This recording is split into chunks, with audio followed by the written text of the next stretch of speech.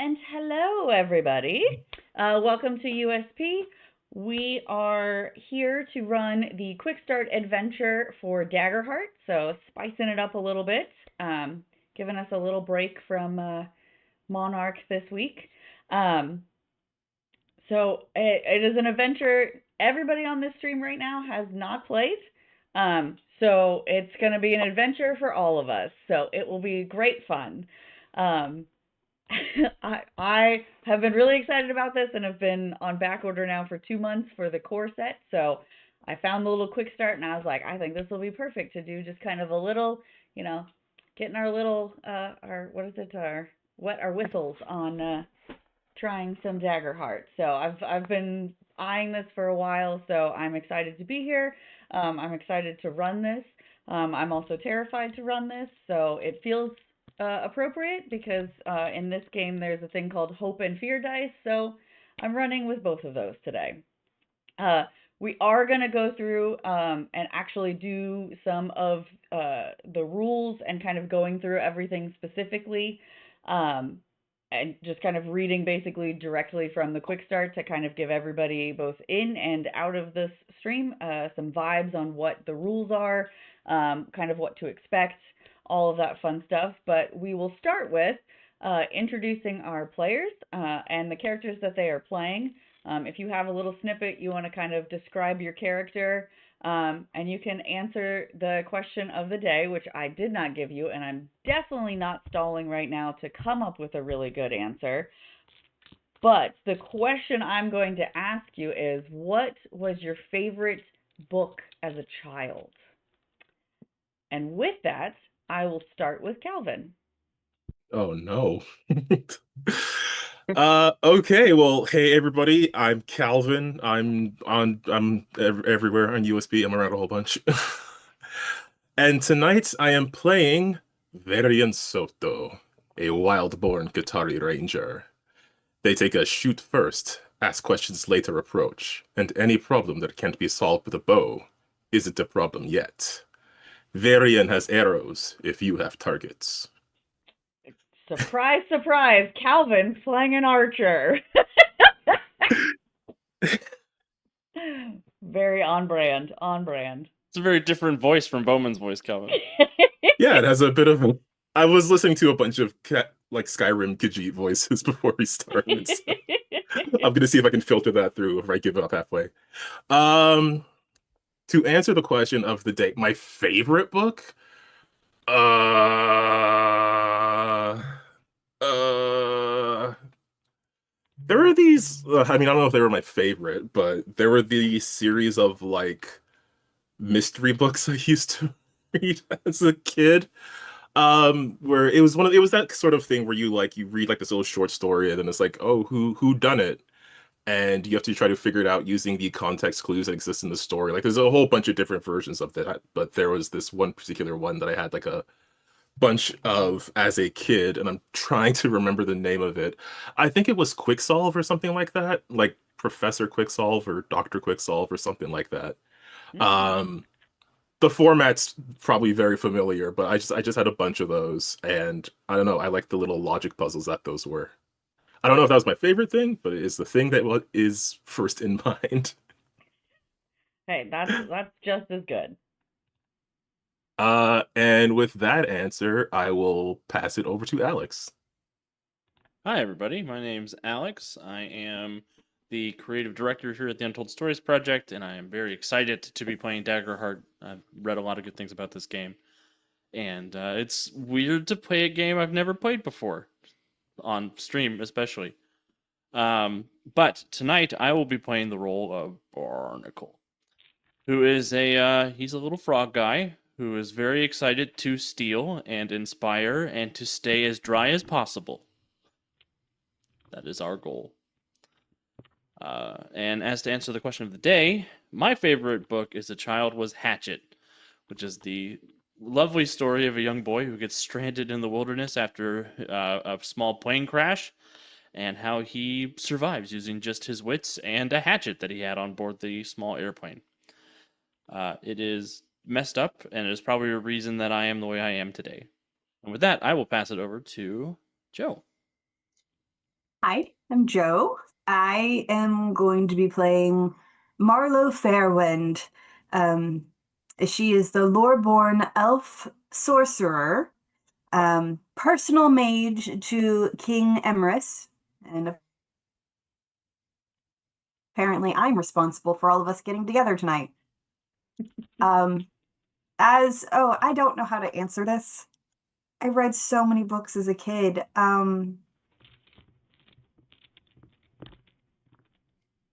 I I forward error, and all I have is encyclopedia. That's probably like the book that yeah, no. I have some really, really intense core memories with encyclopedias as a kid. That might explain why I am the way I am. Uh, Hey, books I are don't. books. Hey, yeah, there was in the anatomy section of the encyclopedia my parents had when I was a kid. There were these acetate overlays to explain how like the skeleton is overlaid by like the ligaments and tendons and muscles and organs and skin. And I, at like 4 years old, thought that was the coolest thing ever. And I would look at it every single day going to school. Joe, I have a similar story. When I was growing up, when we first moved from North Carolina to Ohio, the my kindergarten or my first grade teacher bought a new dictionary for the class, and she said I was going to get more use out of it, so she gave it to me as a going away present and left a little letter in the front of it that I still have, which is really sweet. Yes. So, yeah, probably that. Um, yes. So back to you, Aunt Puppy. All right. Well, that only came to me because I'm wearing one of my favorite books as a child as my t-shirt. And it also is appropriate because I am also always hungry. So you guys had really intense childhoods where you read really cool shit, and I read The Hungry Caterpillar and uh, oh my gosh, the soup. I can't remember the soup book that I loved so much. But I will say, although I read a lot of really cute, cuddly books as a child, like Chicka Chicka Boom Boom, like those kind of cutesy books when I was a kid, I did, however, write very disturbing stories when I was a child. So when I was in third grade, we did a book writing contest where we'd get to meet one of the authors of a book that we were reading in class, and I was so excited. And so I wrote a book about Thanksgiving in the perspective of Tom the turkey, where he ends up finding his friend on the dining room table after he watched the farmer chop his head off. So, Cool. and yeah, so although I read nice books, I apparently had a very deranged mind as a child. So, I feel like that also defines who I am as an adult. So, Can I get on my my child book soapbox for 1 second? It bothers me to no end that there is an apple on the cover of Everybody Poops. Because you know an who doesn't apple? poop? Apples? Apples. There are three other things on that cover Oh, that poop, but an apple does not. I But swear I was joking. see, but I was thinking apples are really high in fiber. They say to eat apples, it helps you poop. Maybe that's why there's apples on the cover. Look, and if the Beatles cover album of the four things in the book were all things that made you poop, cool. It's three things that poop and one thing that doesn't. Okay. It's bad I did design.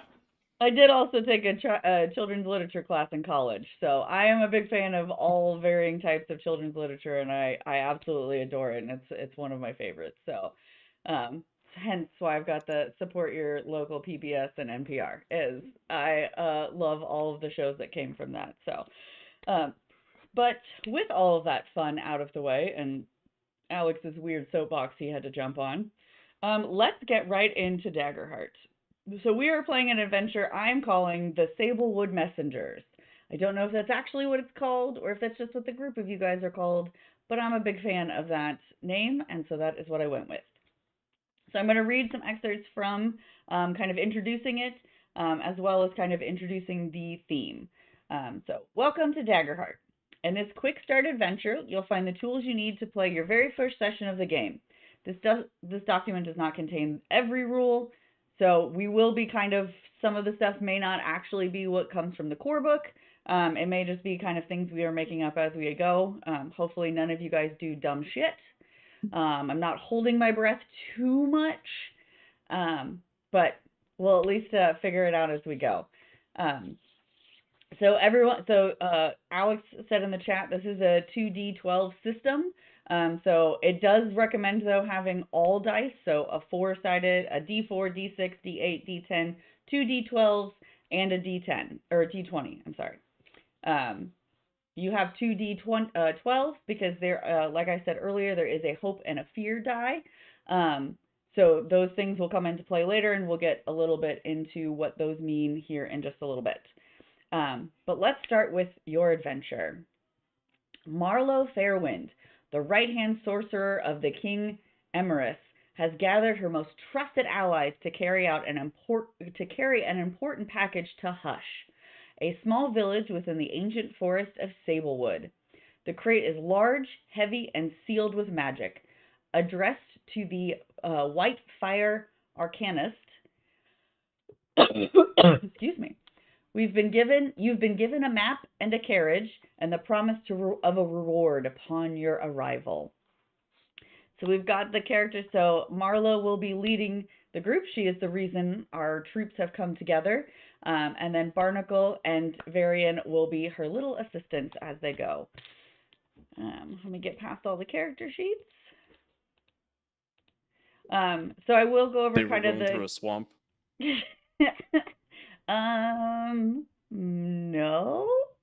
No swamps here, little froggy boy. So the character sheets, the QuickStart is great. I'll post the link at the end to where the QuickStart is if you guys want to go through it and just kind of look at it on your own. It is really neat. The character sheets are really, really great. They give you little standees. They give you all sorts of information about your character, what all your interesting stuff is. Oh, that looks like you're holding up a dirty picture. Right? Because it blurred it out. It also gives you, if you print all these things out, it also gives you a way to cut the sheets in half and kind of give you what each of the stats mean. It's really great. These also come with cards. So each character has a sheet with different cards that give them different extra abilities and different fanciness. So let me get through all the character sheets.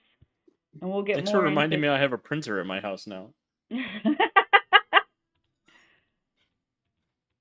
I can hear it. Through all the character sheets. Okay, there we go. All right. Let's see. So character, we already talked about that. All right, so a little bit about Sablewood. Sablewood is a seemingly endless forest of dark trees that reach hundreds of feet towards the sky. Some say they have been here since the time before the Forgotten Gods. It's famous for its unique hybrid animals, like the lemur toads and the tiger elk. I wish there were pictures of those things because I feel like they would be both nightmare fuel and also adorable. But they did not give me any artwork of those guys, so I'll have to wait till the book comes out, or till I get the book. As well as its well-worn trade routes populated by traveling merchants. The hybrid animals in this place range from completely docile to extremely vicious. A cat squirrel might come feed gently from your hand. Oh my god, a cat squirrel would be adorable.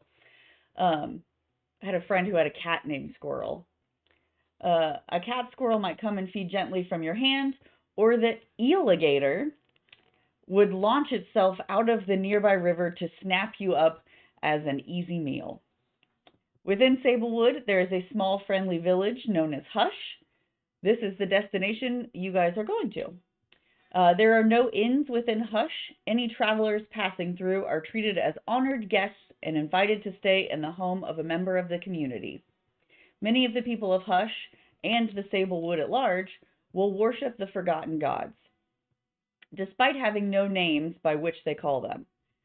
The Whitefire is the leader of Hush's primary religious order and maintains the magic of the wards that protect the village.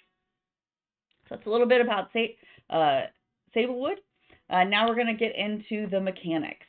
So this is going to go into a little bit more depth of what we'll be using and what we'll be rolling and kind of all of that information.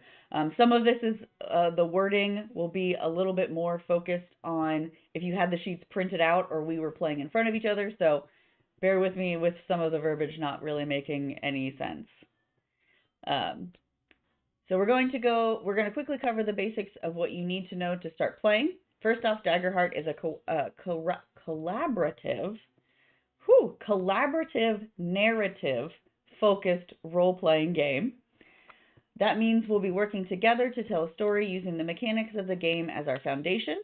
We will each make choices for you will each make choices for your characters during the adventure, and I will describe the rest of the world reacting around them. Sometimes I might ask you questions, what your character knows about a place or has heard about a person. I will do my best to integrate your answers into the story we're telling so that we're building this world together. Okay, so that part is for if you had them printed. You've got your character sheets with the little slide outs. You can still kind of line them up a little bit to kind of go over what each character sheet is. And it'll go into a little bit more depth. And obviously, as we use things that the characters are using, I want you guys to kind of explain what those things are as you're using them, just so that we can all kind of get a little bit of a feel of what it is. Now that you've looked at your character sheets, let's talk about how we roll the dice in Daggerheart. I will give you the basics, and you'll learn more as we go through. First, grab your 2d12 dice, called your duality dice. So these two d12s will represent, one will represent hope and one will represent fear. Doesn't really matter which one you pick, just one will always be for fear and one will always be for hope. They do recommend color coding them, but really as long as you have a way of indicating and you know which one is which, that's what's most important. When you have your character do something in the story that is dangerous or could result in consequences, I'll probably ask you to make an action roll. You'll roll both of those d12s and add the applicable character trait to the results.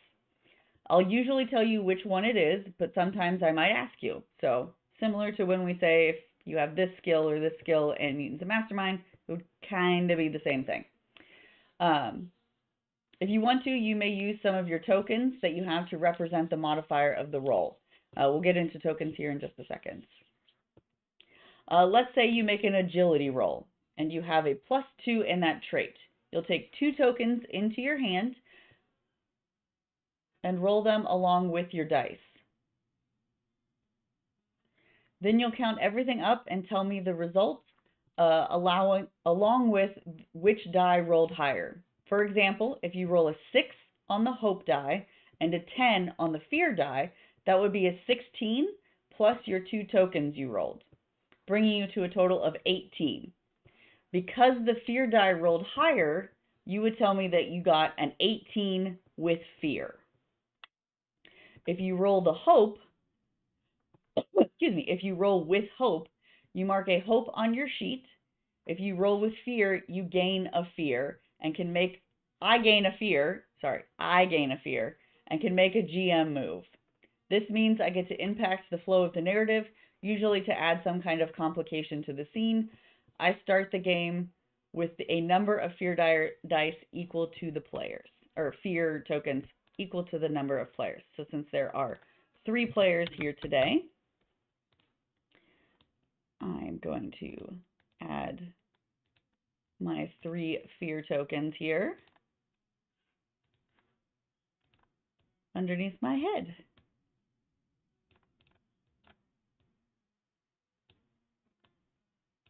So there we go. So I will gain a fear token every time you guys roll and your fear die is higher than your hope die. You guys will earn additional hope by, just rolling better. Okay. Oh no, I'm never going to get hope. All hope is lost. I'm going to say that anytime somebody loses hope. All hope is lost. Sometimes you might have an expertise that applies to the role. Maybe you have expert climber and in attempting to scale a wall, or eagle eye and you're trying to spot tracks in the dirt. You can spend a hope before the roll and describe how that expertise helps you and add its value to your roll. Lastly, let's talk about spellcast rolls. Those are action rolls using your spellcast trait, which will be on your subclasses foundation card. So those little cards we talked about, that's where you will have your spellcaster rolls, and that'll give you kind of different things. For example, Marlowe's special spellcast trait is Instinct. Do you want to, Joe, do you want to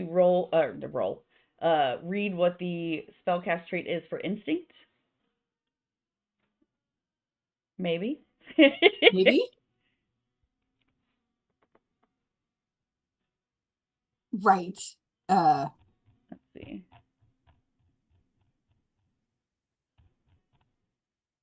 Of course, your character sheet's all the way up at the top. Yeah. For me. Let me find it. I do love Barnacle's little picture. He's so cute. Huh. That's interesting. It does not have that as one of your spell cards. Okay. It might be on the last page. Mm-mm. Yeah, she's got Unleash Chaos, Reign of Blades, and Primal Origin. Maybe it's within one of these. Give me one sec. We're all learning here. This is fun. I only have the one spell, so I don't know. You only have one spell. Oh. But I'm a ranger. I hunt. I only use magic if necessary. Yeah, that's interesting. Oh, my spellcast stuff is on my subclass card. Yeah, and hers it says that she should have Instinct, and that is not one of the cards that she has. So that's interesting. Oh. Is it on the Marlowe PDF, but not in the? No, it's not in the Marlowe PDF. It's just written in the. Maybe it's one of those things where it's like the Instinct card. Like maybe this is a more basic version, and the Instinct is in the more advanced version. That could be. Interesting. Oh, is it not under the subclass card? Mm-mm. It says Primal Origin Foundation.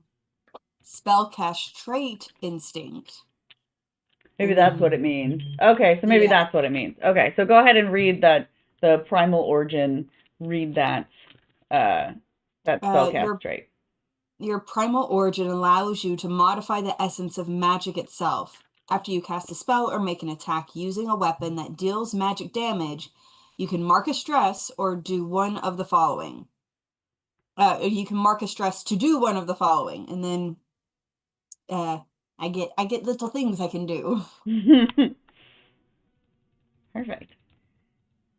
So each player will have, I believe each player has at least 2 of those. Okay, so how dice rolls affect the story. We've talked about how you roll dice. Now let's talk about what they do in the story. Usually I'll set a difficulty on the roll based on the situation, like 6 or 14 or 25. And your goal is to meet or beat that number. If an ability or spell has a number on it, like spellcast roll 13, that's the difficulty of the roll. If you succeed, you get what you wanted.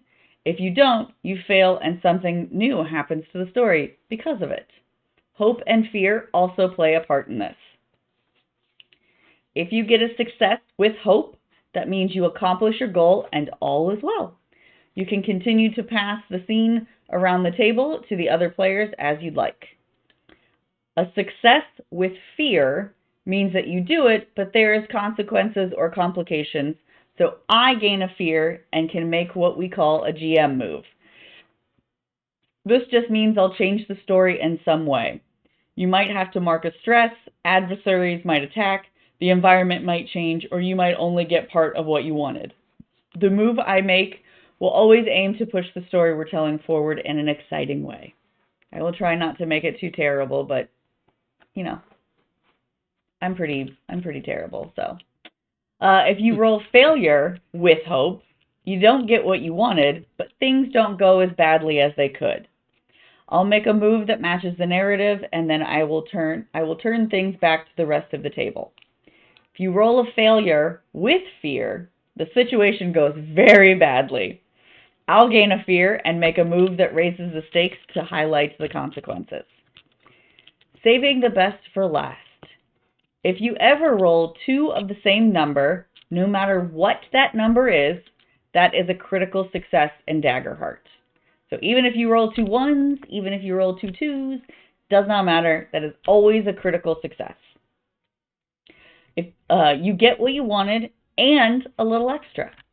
You get to mark a hope, and you can also clear a stress if you have one. If it is an attack roll, you add the maximum of your damage dice could roll as a modifier to your damage roll.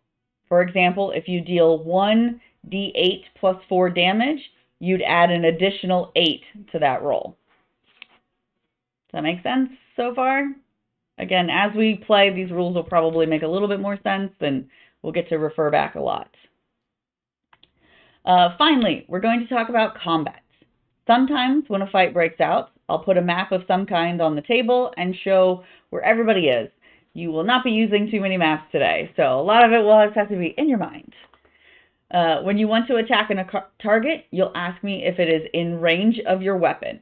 If it is, you can make an attack roll with that weapon using the trait it calls for. This is called an attack roll. If you succeed against the target, you'll then make a damage roll. Look at the damage dice section of your weapon and roll that specific dice. Then tell me what the total is, whether the damage is physical or magic.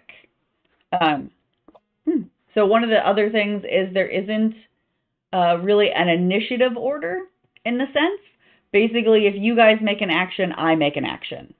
So it's just kind of whoever wants to go first or has an idea, it's kind of the same thing. You make what you want to do and then roll, see what happens. Then I make my decision after that roll.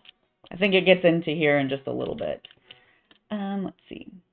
If any of your action rolls during combat are with fear or are a failure, you will often use the GM. I will often use my GM move to put the spotlight on an adversary who is attacking you or doing something else important in the scene as the consequence. Additionally, I have the opportunity to spend fear after that happens to shift the spotlight to an additional adversary or make another GM move. In most cases, I can't have the same enemy attack the spotlight more than once in a GM turn.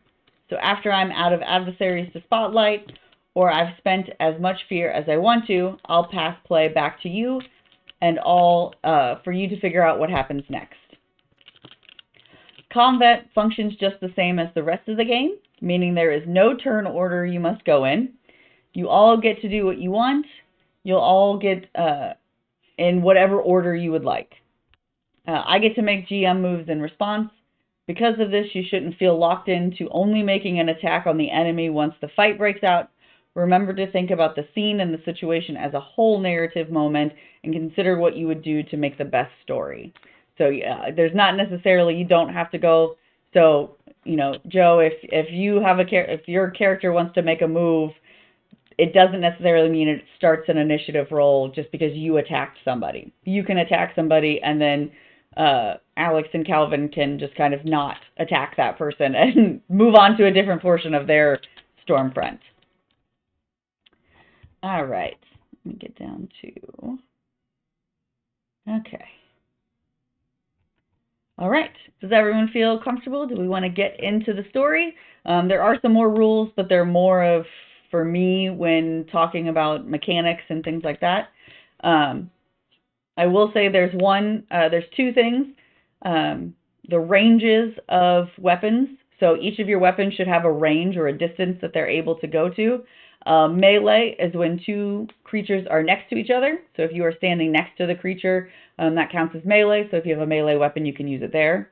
There's also one that could have very close combat, which is 5 to 10 feet. So basically, you're across the room from them. That would be considered, very close combat. Then there's close combat, which is 10 to 30 feet. So I imagine kind of, Hey, I want to use a football field, but my transition to not American measurements is not as good. But I would say like 10 to 30 feet. What is that, like 20 or 30 squirrels? Or what do they call them? Cat squirrels? 20 or 30 cat squirrels? It's about that And then, many. yeah. Yeah, I wonder if it would be, I guess it would depend on if it's like a Maine Coon cat squirrel or just like a regular cat squirrel. I wonder if they have difference. The next one is far, which is 30 to 100 feet. And then very far is obviously, what, your stealth characters will do if they're hiding at the tops of trees and they want to shoot down at enemies down below. There's also difficulty levels that I will assign to the rolls, 10 being easy, 15 being medium, and 20 being hard. So that will all kind of depend on what's going on. All right. So now we will get to the beginning. Act 1, the beginning. Oh no. This evening, your Well, at least party... we're keeping it simple. Yeah, pretty easy. It's got a name, but I feel like the name gives it away, so I'm just going to let it be the beginning. This evening, your party finally made it to the Sablewood, a sprawling forest of colossal trees, some say are even older than the Forgotten Gods. It's a place renowned for two things: its sunken pathways that provide the trade routes for many traveling merchants, and its unique hybrid animals. Even now, from within your carriage, you can hear strange sounds: the low calls of a lark moth, the croak of a lemur toad, and the scrittering of a family of fox bats in the underbrush. One of you is driving the carriage. Who is it? Well, I'll drive. Varian is... Sure, if you want to take You over. can ride crossbow. I'm sure you're making some sort of fun. I am quite a good navigator, though, so if you need any sort of direction when we get to the forest... Yes, I trust you to take care of the driving, as always, Varian. I don't want to take away the opportunity from our bouncy friend here. This is true. This is true. Are you sure you don't want to drive, Barnacle? I would like to drive. Keeps me far away from the wet ground. Oh. Yes, it does. I was saying Varian could ride crossbow because Varian is good with the bow and is rather cross when I make pun noises. Oh. Yes, puns are not within my sense of humor. Oh, goodness. That works He just bides the fine. punishing. He's quick on his he's very quick, isn't he, Marlo?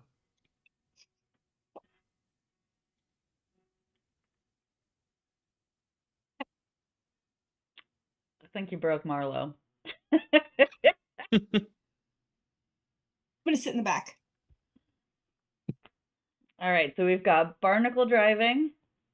Varian is sitting shotgun, and Marlo's in the back just crossbow. Yeah, it's just sitting, and then Marlo's sitting in the back, just like, ugh, I can't believe I brought these people together again.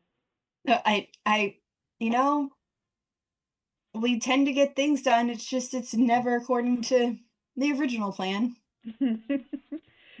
Okay, Barnacle. You've noticed something unique about the look of the trees here in Sablewood. What is that? They're alive with the sound of screaming lark moths. More than usual. Maybe there's a sort of like every 17 years there's a cicada situation where the lark moths come out and let everybody know they're around.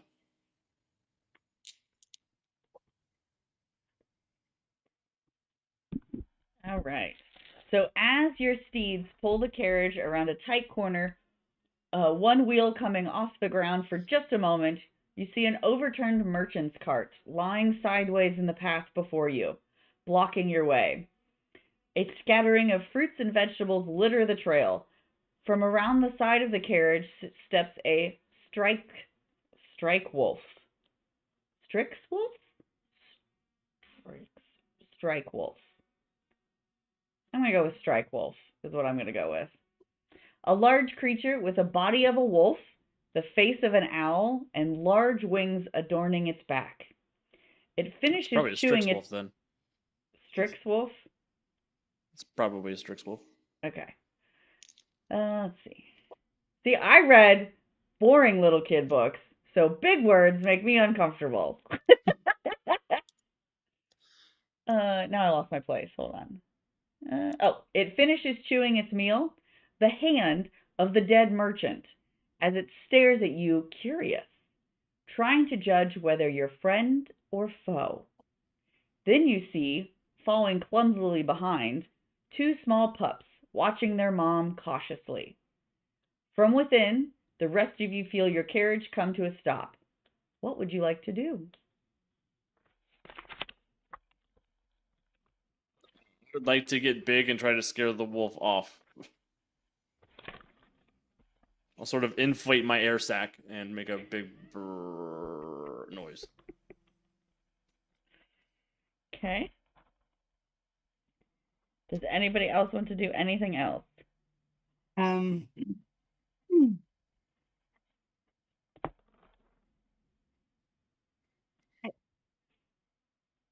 I mean, the merchant's already dead, right? The merchant is, in fact, already dead. He is very, very dead. And the Strix wolf has two pups nearby that are watching. I'm not interfering. That's nature doing its thing. Yeah, I'm Okay. gonna see if Barnacle's plan works before I try to intervene. Yeah. So you're gonna Go get let him, the Barnacle. little frog jump out first? Okay. Oh, I'm not leaving my spot. I'm just getting real big. Okay. I'm not So going down on the ground to get mauled by a wolf. Okay. So you are going. But So I don't want to kill somebody. I don't want to kill somebody in front of their kids. That's messed up. it is a choice. All right. So the mom is weary of your movements. So let's make our first roll to see how she reacts. This will be using your presence trait. So grab your duality dice and roll them. Man, that's going to be really rough for me the rest of the night if duality. Whew. Your DD. Grab your DD. That's what I'm going to say. Good. The lisp is strong with that word. I got a 12 on my hope dice and an 11 on my fear dice, and a +1 presence is a 24 with hope. Okay. Dang. Good Lord. Okay. I got a 14 with hope. 14 with hope. Okay. Are we all making presence checks? Correct. Ooh, that's not great. Can we? You did mention our expertise or experiences earlier. Can those apply to action rolls? Yes. Okay, Yep. because I Yeah, do and have. the next sentence says you can also spend a hope before the roll to add an expertise if it applies. Oh, spend a hope. Okay, it's not worth Yes, that. so you have to spend a hope. Okay, so does anybody have hope ahead of time? You, Alex, you said you have 2 hope, correct? Everybody, or at Yeah, least it says I have. It says I start with 2 hope on my character sheet thingy. Okay. we start with 2. Everybody starts with 2. Okay. So let me change your hope counter so that I have, make sure you have the right numbers. 2. And while you're doing that, my check was 9 total with fear. 9 total with fear. Okay. Okay, so we've got 25 with hope. 24 with hope. 24 with hope. And you said you had a 14, Joe, with hope? Yes. And Kelvin, you had a 9 with fear? Yeah, but it's funny, so I'm not gonna spend hope on it. Okay. All right, so Marlowe and Barnacle, are successful, and you will each gain a hope for that. So let me, oops, that's not what I wanted to do. Give me one sec. I forgot that I've got the hope counters grouped together, so every time I change one, it changes all three of them, and I don't want to do that. I just want to change the one above the person I am trying to change. Okay, so we've got Joe now has 3 hope. Alex has 3 hope. Everybody's hope changed, damn it.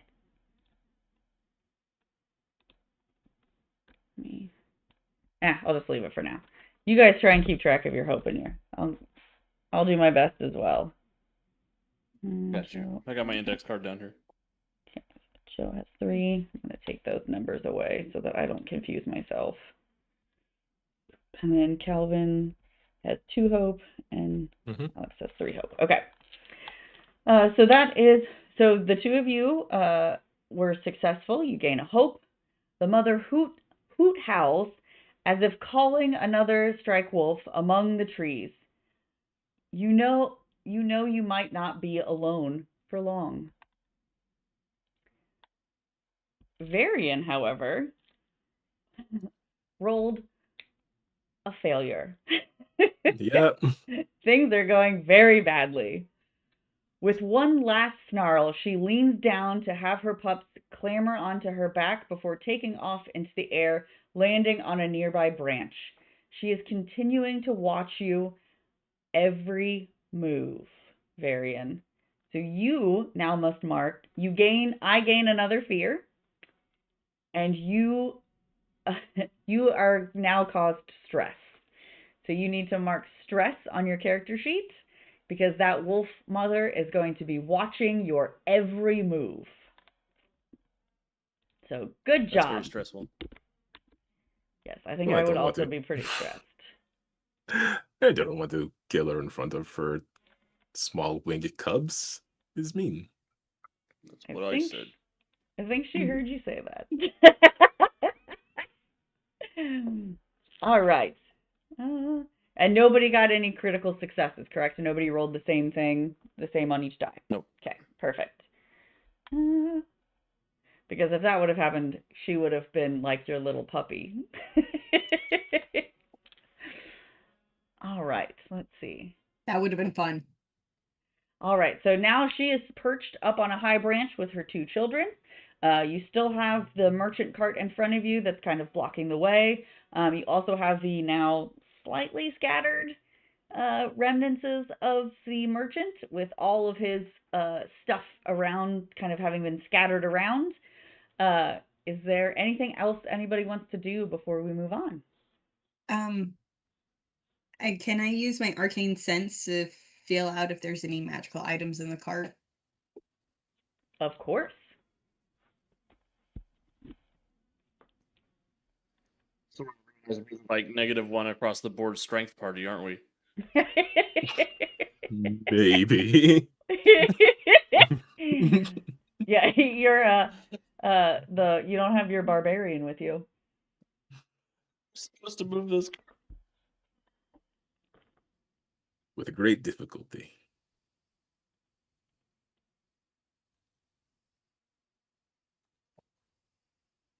Okay, so you roll your DD dice. Mm-hmm. Oh no. Uh-oh. That is a 6 with fear. A 6 with fear. All right, so I will gain another fear die, or fear token. They're just like giving me all sorts of shit. I like this.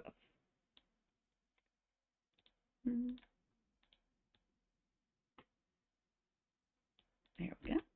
All right. So you kind of start doing your magic thing, and you're kind of sensing around. You will realize that the cart has basically been stripped of all of its valuables. You'll see that the driver has a mangled arm, obviously been very much picked over by both of the kids and the mama wolf, and is not. It seems like he's been here for not a super long time, but a longish time, enough time that you can.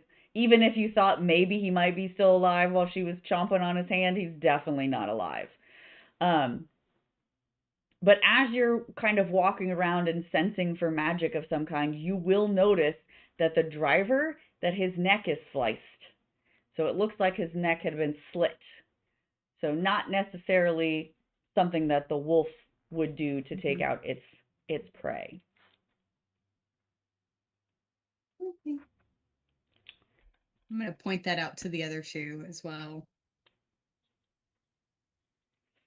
I can't imagine these creatures would be interested in the wares either, so we may need to look out for thieves as well as more of the other wolves.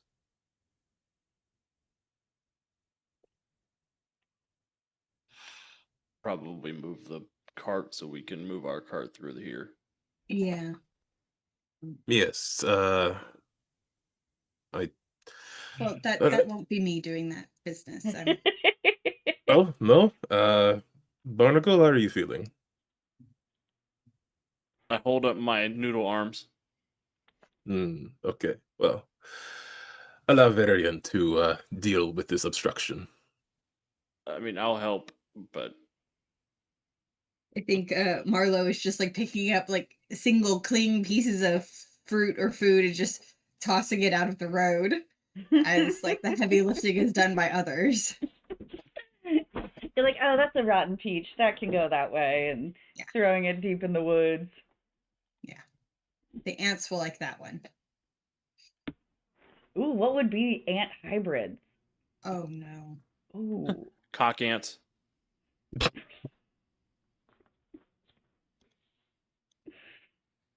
Ants or pillars. Ants or pillars are way better. Yeah, I like ants. Yeah, I do not want a cock ant. Thank you very much. Seeing as I absolutely hate cockroaches, so that's a hard pass. Oh, or Ant crickets. mites. They can't jump either. They're not allowed to jump. No jumping. No ants. Jumping, Crick ants is so perfect though. No. Oh, it's so. Oh god, that's worse. No, you got it right the first time.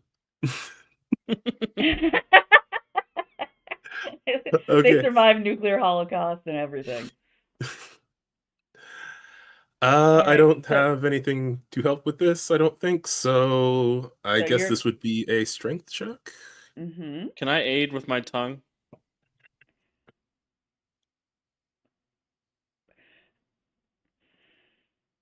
I'm going to turn off the 12-year-old little boy that's in my brain right now. And I'm going to say, sure, I will let you assist him with your... I did get... Oh, God. I did get 2 2s. I did get 2 of the same number on my roll. Ooh, so you got a critical success. Nice. So with... Oh, okay. So that's great. So as you guys start to push and Barnacle uses his tongue... Yeah. I'm using my tongue to pull, not to push. Oh, to pull. I'm gonna Okay. go the other side. So you're helping pull it over. So as you guys are doing that, and kind of the cart is kind of slowly but surely kind of bumping out of the mud, kind of pulling itself and getting itself free. I assume Barnacle grabbing onto either like the axle or the wheel. As you're pulling that, the wheel will kind of pop off, and you will kind of fall backwards into the kind of brush that's around you. And as you are kind of standing up, you will notice that there are eyes watching you from the darkness, from the trail. Well, they alive. And it's not the same eyes of the mommy and her babies. These are different eyes. They are lower to the ground. You see a wasp? You hear sounds of branches snapping and coming closer and getting louder as they inch their way forward. They locked down. What sound? The only sound I heard was you falling down. Got a mouthful of wheel.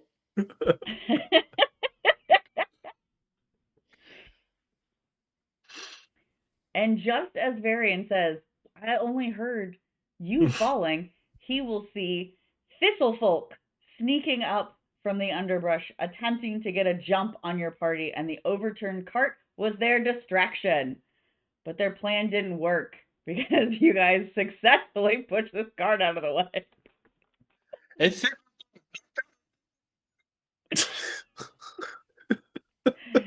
In a whirlwind of cracking branches, oh wait, no, sorry, I'm reading the wrong part. Hold on, I'm reading the wrong part.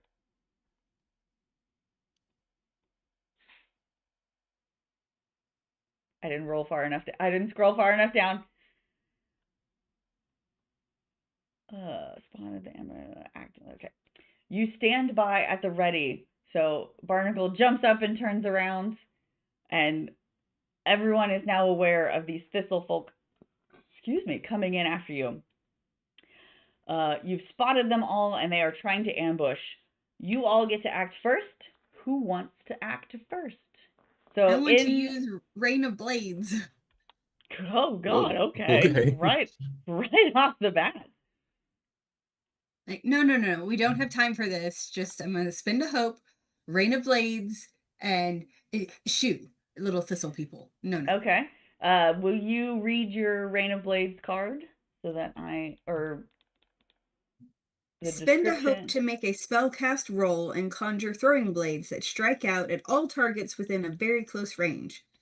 Targets you succeed against take 1d8 plus 2 magic damage using your proficiency. Perfect. So go ahead and roll on whether or not you successfully attack these guys. Oh, I almost. That is 22, or no, hang on. With hope. Yes. Okay. Okay, so let me just making sure I read the little description of them correctly.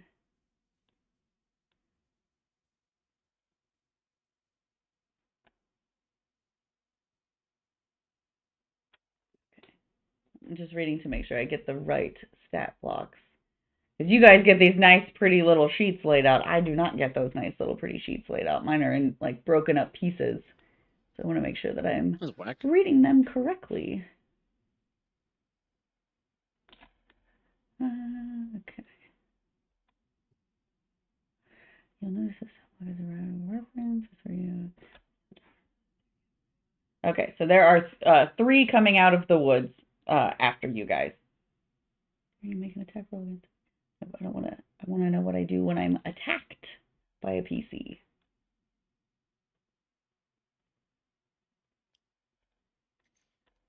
we're trying to hit your evasion, I'm pretty sure. Yes. That's what I'm trying. I wanted to make sure it keeps everything is referencing if I attack you first, but I'm like, I'm not attacking them first. They're attacking me first.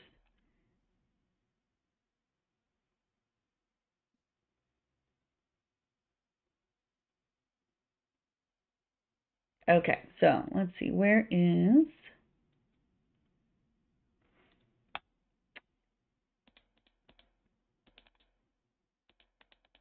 my ambusher?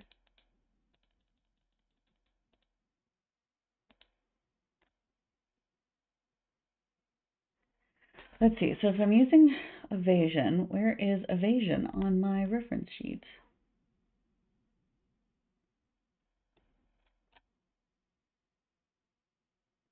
Or do they have something else for like how difficult they are to That's hit? what I was hoping this would tell me, but it's just telling me what happens when I roll against you guys.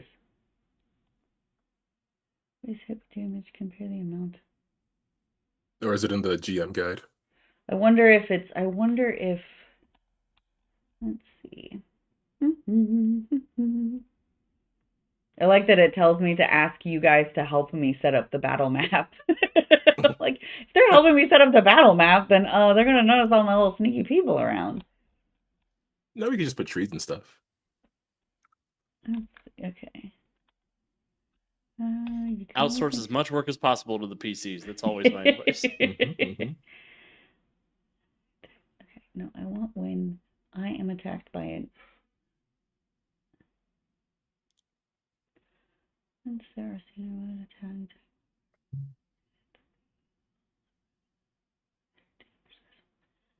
damage thresholds. Okay, so so hit points and stress. On the bottom of their features, special moves they can make. So it looks like if it's just a success, but how do I know it's a success?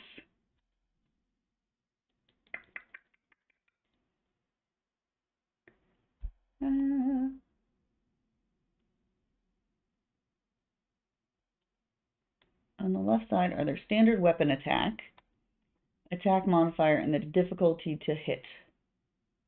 Oh, there it is. It's the difficulty to hit. Okay. I'm getting there. I'm figuring it out. All right. So you said you got a 21. So my difficulty is 13. So you hit me. So you are now going to roll for damage.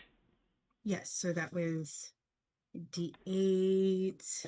So I will give you the choice, since there are 3 ambushers, if you want to roll a different die for each one, or if you want to roll one die and it be kind of a swiping hit to all of them, that's fine as well. I'll do a die per person. Per person? Okay, perfect. The first one takes that is 8 points of damage. Second person is 3. And the final is 10 points. So, Marlo, explain to the group how you just took out all 3 of these thistle folk in one fell swoop. Oh, wow. Like I said, we don't have time for this. We realized that we were going to be ambushed. Just be gone. And some wind blades snap out of the air and just snip off heads. Very clean and crisp. No nonsense. Okay. So with the sound of their bodies thumping to the ground and their heads rolling to Marlo's feet as they fall, you guys turn towards your cart. Can everybody roll? Does anybody have any sort of presence sensing of any kind? Essentially, basically you're trying to figure out your environment. Yes. Do I need to roll? I'm trying to think what they. Let's see. I think it's instinct. Instinct says perceive, sense, and navigate. Yes, so instinct. Thank you. Yeah. Can we all roll, or do we have to have a point in it? Because I have a 0 in instinct. You don't have to have a point in it. Just everybody. If you don't have any points, then you're just rolling straight with no extras. Oh, I got a double. A critical success. Nice. Yes. I got a 7 with fear. I have a 22 with hope. So as you guys turn around, Barnacle is kind of distractedly wiping the mud off of his outfit as the two of you, Varian and Marlo, turn around, and you notice a little tiny foot sticking out from behind your carriage. And it is a thistlefolk thief attempting to steal your carriage. Uh-oh. That's ours. And Barnacle, you saw nothing. No. Varian, do you have this? I can take care of this. And Varian will draw the short bow, knock an arrow, and just call out, I would not do this thing, my friend. Not if you plan to survive for the next minute or so. And from behind, you'll just hear him go, what? As he pops his head around, giving you a great, beautiful headshot available to him. So you're going to go and roll. I'm assuming you're shooting him with an arrow? Well, if that is the solution presented here. If he does not want to move, then I will remove. He is attempting to climb into your carriage faster. Well, can't say I didn't want him. And I'm going to take a shot with the bow. Okay. It is agility 4, so roll with agility. Okay. I'm gonna save my hope. Actually, no, I just got another hope because I rolled that success before. I rolled that crit success Mhm. before. I rolled success just now, so Yep. I'm at 4 hope. I'm going to actually no, these guys are pretty easy to hit, right? Yeah. Okay, never mind. I'm not going to overthink this. I'm just going to go with the flow. I have a total of 19 with fear. 19 with fear. Okay. So with that, he will attempt to start running away, but as the arrow, and as everybody knows, when you're being shot with an arrow, you run in a zigzag pattern. He does not run in a zigzag pattern, and you nail him straight in the back of the head, pinning him down to the ground. You do, however, feel from above that the eyes that the wolf was looking at you have gotten stronger, and you can sense that she's coming closer to you, and you hear her screeching howl as that arrow penetrates into the thistlewood, or the thistle folk thief. Oh. But he is no longer in the picture anymore, and you have successfully moved the cart out of the way, and you have kept yourself from being attacked or having your cart stolen by the thistle folk. Perhaps we should So get moving before the wolves decide to make us their next meal. I agree with this. I agree. Good plan. all right, so now we are Back into the montaging. driver's seat. Yep, we are montaging now to Hush. So why don't you guys tell me Montage. what you are all doing while you are montaging through? Mind you, Calvin, that Wolf and her pups are following you along as you're coming through the woods. She is kind of Hmm. hopping from tree to tree, following you along. Then Variant's thing is just keeping an eye on this Strix wolf of the jumping variety, and just watching, making sure, like, if they're just following, keeping their distance, then that's like he's not going to just take a shot for no reason. He is curious as to why they're doing this. I mean, I do have Nature's Friend. Um, I don't know that I could roll anything to try to figure out why they're acting this way, but for the most part, he's just going to be keeping an eye on them. Just making sure that they're kind of, so when she first started, she was a lot higher up in the trees. You could still see her, and you could still sense her presence was there, and you could feel kind of the eyes on the back of your head. But once she watched you shoot the thistle thief with the arrow and watched Marlowe kind of mutilate all the other ones, she moved down a few branches and is a little bit more visible, but she is just kind of following your truck along, um, and seeing, kind of just watching where you guys are going. But she has not made any sort of aggressive movements towards you. So she's not hunting us, she's just following us. Correct. Correct. And her little babies kind of are attempting to keep up, but sometimes they'll miss a branch or two, and she has to kind of stop and go back and pick them back up and kind of carry on. So it doesn't seem like she's trying to be vicious, but she's just being very cautious of what you guys are all doing. But specifically you. There is a fear of you specifically. Hmm. Did obvious, Varian, What should be obvious? you're a cat and it's a dog. I do not think this is the case. Although, as I understand, dogs will sometimes eat frogs as well. Everything eats frogs. That's why there's so many of us. I think it would be interesting to be able to take it back to court, but I mean, let's just see if it survives whatever adventure it thinks it's going on with us. I give Is it it an good order, odds. boss? All right, so what is everybody else doing? Varian's keeping an eye on his now weird puppy friend. I'm gonna make sure everything about the box that we're transporting is okay, that everything is fine with it. Okay. Just checking to make sure that the thief didn't get anything at all. Yeah, and that the magic seals are all still in place, and Okay. nothing is going awry. Get into your character sheet real quick.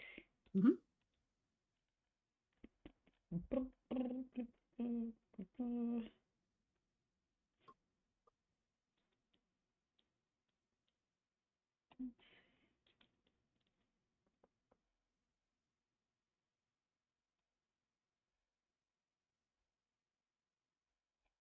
looking to see what's Barnacle. I don't want Barnacle.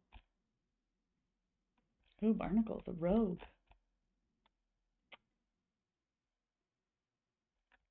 Do you have like some sort of expertise magic or? Oh, I see I Royal have Mate. arcane sense. Yeah, Channel give roll. me. Yeah, you've got expertise not on my watch. So give Yes. me. So roll your DDs, and with the +2 to see if you notice any sort of damage or anything like that to the magical box. I got a double again. How? This feels like a very low probability of so many multiples of you guys rolling two of the same number. This I time it was like it. 2 11s. Last time it was 2 2s. Good lord. All right, let me get back to my place real quick. Boop, boop, boop, boop, boop. All right. So with that, you don't notice, you notice some scratches around the box, where the thistle folk he was trying to kind of get into it, but you could see that he clearly didn't know how to get into it. Um, so you can see kind of like deeper scratches in there with a little bit of blood, where he really tried to dig into the lock and the mechanism and trying to kind of pry it open essentially. But you'll see that the magic warding is fully intact. Everything seems fine. It doesn't look like he was able to get into it, anything other than just the kind of scratches of the edge of him trying to lift up the box and the lid and all that kind of stuff. So everything seems perfectly intact to you. And Baby Barnacle, what are you doing? Responsible operator of this vehicle and paying attention to the road. You're not looking at anything? You're not examining anything? You're not humming a little tune? I'm definitely humming a little tune, but when I hum, my air sac sort of inhales a little bit and just vibrates very loud for anybody nearby. You will hear every single time you do that, and it does kind of the really loud vibration off. You will hear that something is responding to you from the woods. You'll hear like the increase of the cock ants and what was the other one? I forget, what was the other animal that they had? What was it? What was The the other lark bug? moths? Yeah, the lark moths and the fox bats. You'll kind of hear that each time you kind of make that really loud kind of noise, that they all kind of seem to increase their volume as well and kind of go down. So it's almost as if they're responding to something that you are saying, kind of like, waves crashing of these sounds.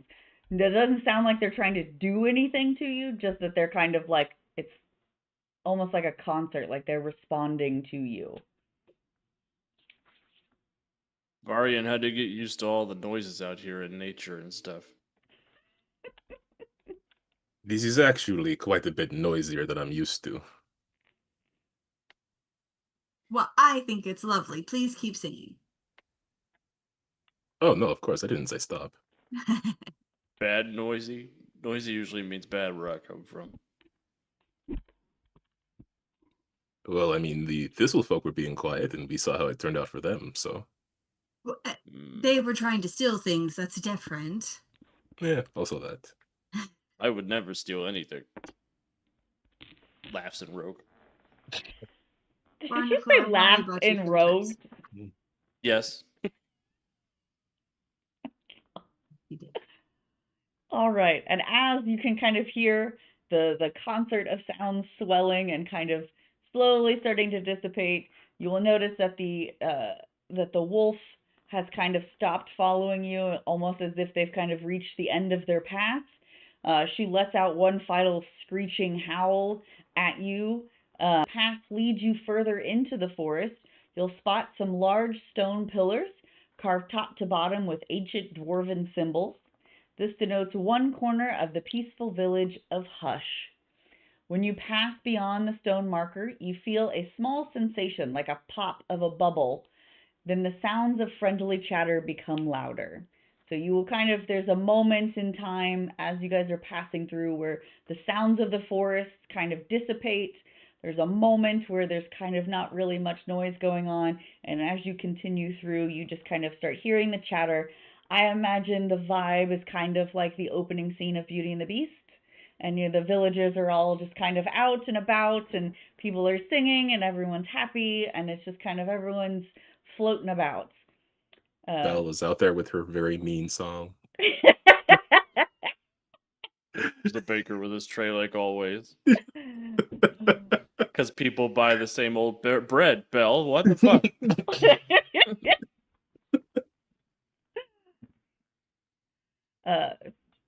Through the trees of Sablewood though the trees of Sablewood are unchanged here, there is a distinctive, safe and comforting air. A few smiling faces turn to you as your carriage rolls in, waving or casting a warm greeting towards the party. There's lively music drifting in your direction from the tavern at the center of town, and you need to find Whitefire to deliver the package from the king. What do you do next?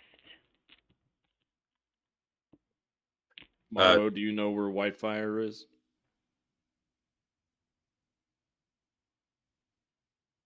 You will notice there are town folks, that they were smiling and they were happy to see you and greeting you and waving. They do seem interested in what you're doing here, but they seem extremely friendly and willing to help as needed, but they are not approaching you. I think Marlo is going to look for like the city's or the town center, or like where the town elder, leader, whomever, like where that kind of like central spot is going to be, to find the most people and figure out like where the authority figures are in the area, and go from there. But So if you're looking for town center, you will see as you guys are kind of slowly rolling through the town, you'll see a wild-born human that is a young child who will not stop wiggling. It's clear how they earned their nickname, Fidget.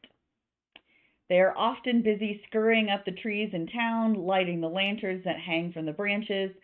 They are known for their fast ways through the village. You will see that he has kind of already run up to your carriage once and waved really aggressively at the frog specifically, and then ran away. And then you'll see him. He climbed a tree, lit a few of the torches in the trees, came running back down, ran to the other side, waved to the archer, and then ran up the next tree, did the same thing, and ran back down the tree, and then you see him kind of standing behind your carriage. So Marlo, the back of the carriage it's got doors, so similar to like a regular like sort of caravan type car. So if you're in the back, there are windows through that you can see through, so you can see just kind of this little head that just keeps hopping up behind the carriage as you guys are walking through, and he is trying to see what you guys have in there, but has not said anything to anybody other than just waving aggressively as he's run around. I'm almost curious if the little one might know where we need to go. Do you think we should ask Barnacle? I think it'd be wise. I can hail someone. The kid seems excited. This is my excited voice. Oh, I meant the small child. Barnacle, I can tell you're having a good time. So who is going to approach Fidget? Hey, Obviously, Fidget, you don't know I'll his name is jump down. Fidget, but Oh. Hey, little feller. oh my gosh, are you guys adventurers? Are you a frog? Is that a cat? Is there something in the back? Are you bringing something here? Where are you from? You guys don't look like you're from around here. I see scratches. Did you guys get hit by the thistleful? Oh my gosh, what is that? And you see him bouncing again back behind the cage, the carriage, trying to see what's inside the window and climbing up, like scurrying up to the top, trying to see if he can lean over and figure out what's in the back of the carriage. Be careful. The last person who tried to do that got shot in the head. You guys shot somebody in the head? That's so cool. What are you guys doing Do you here? know where? Do you know where Whitefire is? I don't know specifically where. But I do know that Louisa at the tavern, she's usually pretty good about getting. She sometimes likes to give me snacks. I one time stole a beer from the counter after somebody finished drinking it, and it was so gross. I don't know how people do that.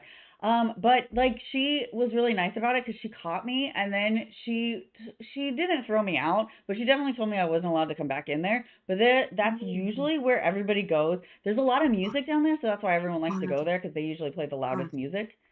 Barnacle. Thank you, tiny human. Man, Oh, you're my young name. or a lot more rambunctious than ours. Yeah, they call me Fidget. What's in the back there? What do you guys got back there? What's going on? And he will jump into the driver's seat where you just were, Barnacle, and is turning around trying to look into the back of I'm gonna the tongue caravan. him down. I'm gonna then pull him back down. Whoa, ah! Oh my gosh, can you do that again? And he starts to run away, wanting you to latch onto him and bring him back. All right, don't just don't run too fast. And And he I is, will not even I will not even make an attempt to catch him. I will let him yeah, go. he's gone. He just took off at a full sprint. He is going the opposite direction of where he had pointed, telling you where the tavern was. So basically, and so as he kind of slides as he realizes how far he's run, and he kind of turns around and he goes, "I meant to tell you, follow the music. Go to the music." And then you just see him run up a tree, and you can just see kind of the branches bouncing as he's climbing up the tree. I'm so glad baby ribbits are tadpoles and don't have legs. We keep all of our kids in buckets. He actually acts very similar to some young kittens I've seen. Oh no. You wouldn't catch an elf behaving that way. No, no. Not in proper society. But that's we're not there right now. We just need to find the tavern. A drink sounds good after that child. Oof. So as you guys continue further into town, you will hear that the music gets much louder. You can hear that it's a little bit of a rowdier environment, and you come upon the Clover Tavern. It is a sight to behold. The 6 curving stairs climbing the trunk of an ancient tree. This is the heart of the community. Always crowded with music and good-natured conversation. Newcomers to the bar must take off their shoes and hang them over the line with that stretches across the bar's ground floor. Inevitably, by the time visitors leave, their shoes will be shined and filled with small trinkets. As you enter, what would you like to do? Look Absolutely. longingly at the take line those because I don't wear shoes.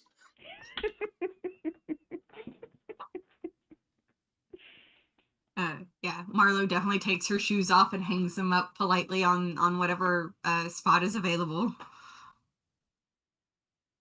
Uh, Varian seems to have more of like a leather foot wrap situation, but sure, if it is tradition, then Just gonna have 2 pieces of cloth hanging there. yeah, basically. I try to be mindful of not making a suction cup noise when I walk on their nice floor. Oh God. And we are looking for a Louisa. Louisa, yes.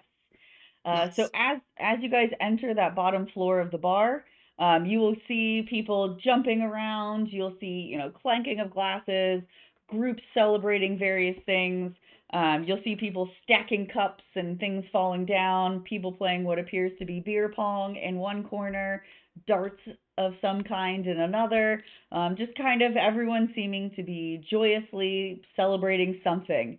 Um, and you guys walk up to the bar that's this beautifully carved wooden bar with intricate weaving that almost is similar to the storytelling of um, hieroglyphics. I was like, what is the word I'm looking for? So it's kind of, you can kind of see like the story of how the town came about, and you can tell that everything in it is very like hand carved and has been there probably for longer than any of the people that are currently living have ever lived. Um, and it's just this absolutely gorgeous look to it. And behind the bar, you see kind of a small woman. She's got a large, thick beard. She's carrying a barrel of ale. She is happy and standing uh, atop someone's shoulders as she's trying to put the barrel of ale up towards the top of the shelf. Um, and she kind of turns to look at you, hops down off the shoulders onto the top of the bar, and just looks at you and says, "What can I do you fellow travelers for?" Oh, hello. My name is Marlo. I am here on behalf of the king, and we need to drop off a bit of a package for your dear elder of the a White Fire, I believe, by the name of Louise. Joe went blank. Marlo is "Oh, good at this. Joe is not. I'm I'm Luis. I'm not Whitefire, but I can point you in the direction. But I do need to know a couple things from you. I don't know why she's slightly southern, but that is the accent I'm going with, Hey, and that's what I'm going to continue with. So what I'm going to need from you is I'm going to need y'all's names, and I need to know exactly when and where you got those amazing blades. well, well, of course, we will be happy to do all of that. And she will kind of look at Barnacle and be like, and kind of wink at him.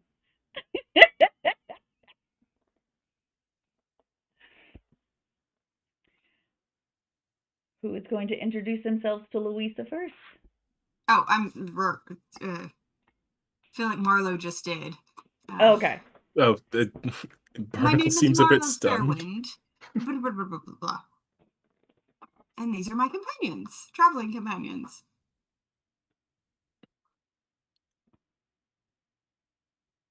Variant. I don't know if Alice is muted or Barnacle is just super surprised. I'm not muted. I'm talking.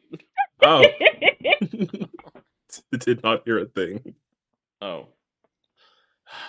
I might be time to replace this microphone or this microphone cable. I don't know. But Probably the cable. I'm Barnacle. And Sugar. Can you you have a tell very, me very tell me lovely where you beard. got that cute little hat you got? And My she'll mom kind of made it like for me. trace her fingers up your arm as she's looking at you. I don't, um, my mom made this hat for me. Oh, so you just a little mama's boy. I love that. And honey, what's your name? And she'll look over at Varian and ask. Varian Soto, at your service. Ooh, that's a pretty cute little accent. And she'll kind of like twirl the fur on your arm. Oh yes, charmed, I'm sure. And your accent as well is very unique. Yeah, you don't hear that much here. In, I guess the deep woods of the South. That's pretty common. I can only do like 2 accents, guys, and that's one of them because that's where my husband's from, and that's the only reason I can do it. Nah, I'm into it. It's cool. So the best Wow. place I think you should look, first of all, I don't think she's anywhere in this bar, but if there's going to be someone that knows, you definitely want to go to Hawthorne. He's up there on the 2nd floor. It is wildly different than what it is up here down here. Down here, we a fun, rowdy bunch. Up there, there's a little bit too uppity for me. So, but y'all can stay here as long as you like. And she will now have her hand on both Barnacle and Varian and just kind of like, she's like, just kind of twiddling with their hands and their arms and just kind of like staring longingly at each of them equally. Well, Varian does enjoy being petted, but he will say, we do have a job we need to do, so that is the priority. But when we are done, perhaps, there will be time for drinks. Well, there'll be one definitely waiting for you, Sugar. And then she will show you, kind of point off, and she'll be like, if you're ready to go, the stairs to get to the 2nd floor, you're going to go up 2 flights. You're going to make a left, a right, a left, and then you're going to go up 1 more flight of stairs, and then you'll make it to the room you want to be in. And you'll just look for Hawthorne. Just let him know that I sent you up there. He can be a little bit sour sometimes, but he knows he good people, but just let him know that Louisa sent you, and you'll be fine. And she will put 3 jugs, 3 mugs of beer in front of each of you. They're on the house. Oh. Well, thank you very much. I don't know how I turned into like Blanche from fucking Golden Girls there, but that was real aggressive. I figured out what's wrong with my microphone. Oh. Yeah, you did.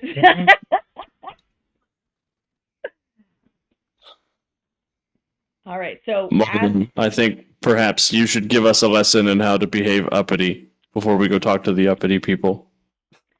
Oh, he'll be fine.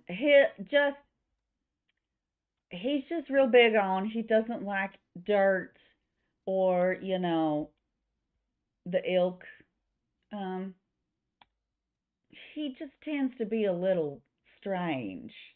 But I think you'll be fine. Just don't, throw anything at him. Or, well, I see that none of you guys knew about the tradition to take your shoes off, so you should be good. Most people don't pay attention to the taking the shoes off, and that tends to be the thing that makes him the maddest. Well, customs need to be respected, so we'll just play it by ear. That's what I do in court all the time. Just play it by ear. All right, well, have fun storming the castle, y'all.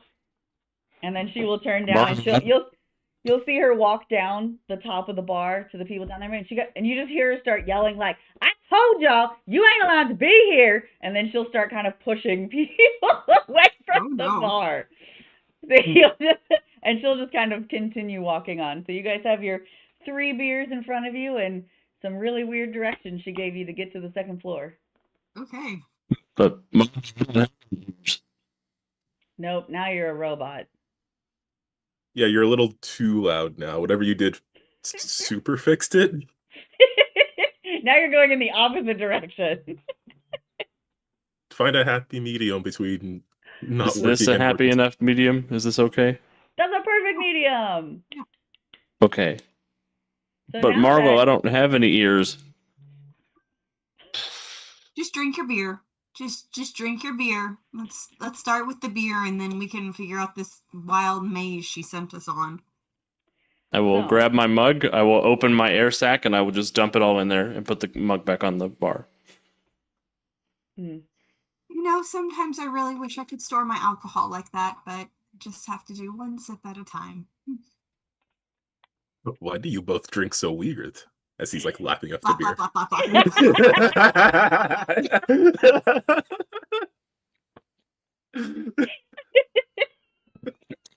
blah, Three very different consumption methods right now, guys.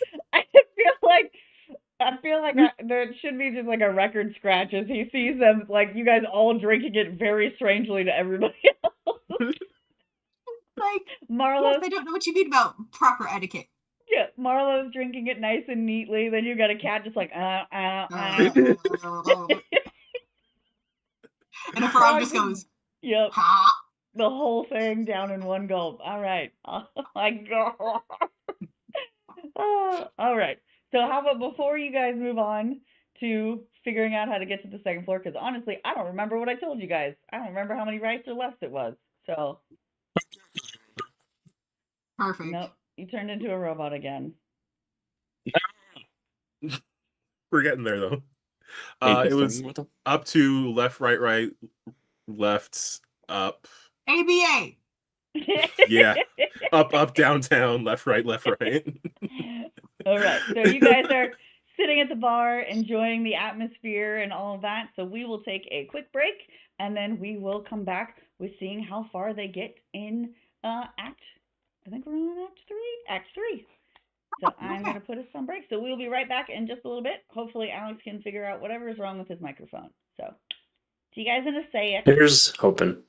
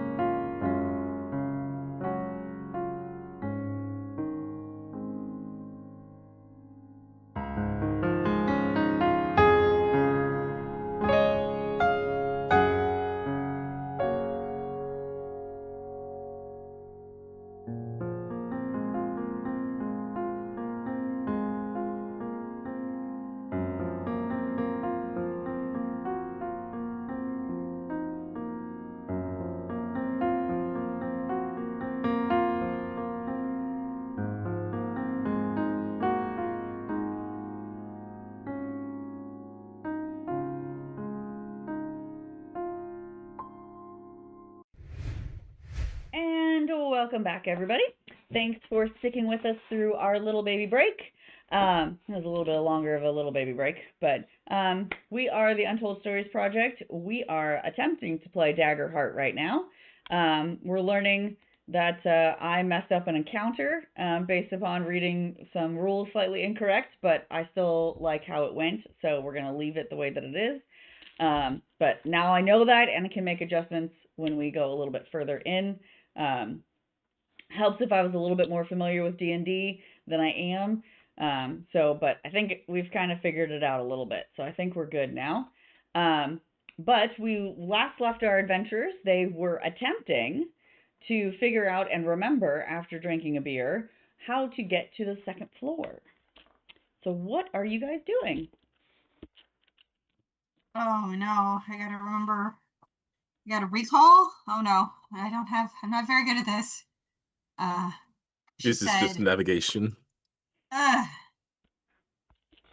Well, I got a 14 with hope on this recall to comprehend what the heck she said earlier. Which, if anybody remembers, because I sure don't, I believe I said you go up the stairs 2 flights, then it's a left, a right, a left, a right, right, a left, and then you go up 1 more flight of stairs, and then you're there. Yes. Then 1 hop this time.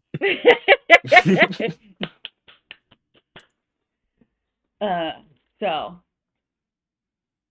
have you guys finished your beer? What are you doing? Where are you going? What's happening? What are you hearing? Yep. I'm deferring to Marlo's expertise. Yeah, no, she's gonna finish off her last swig.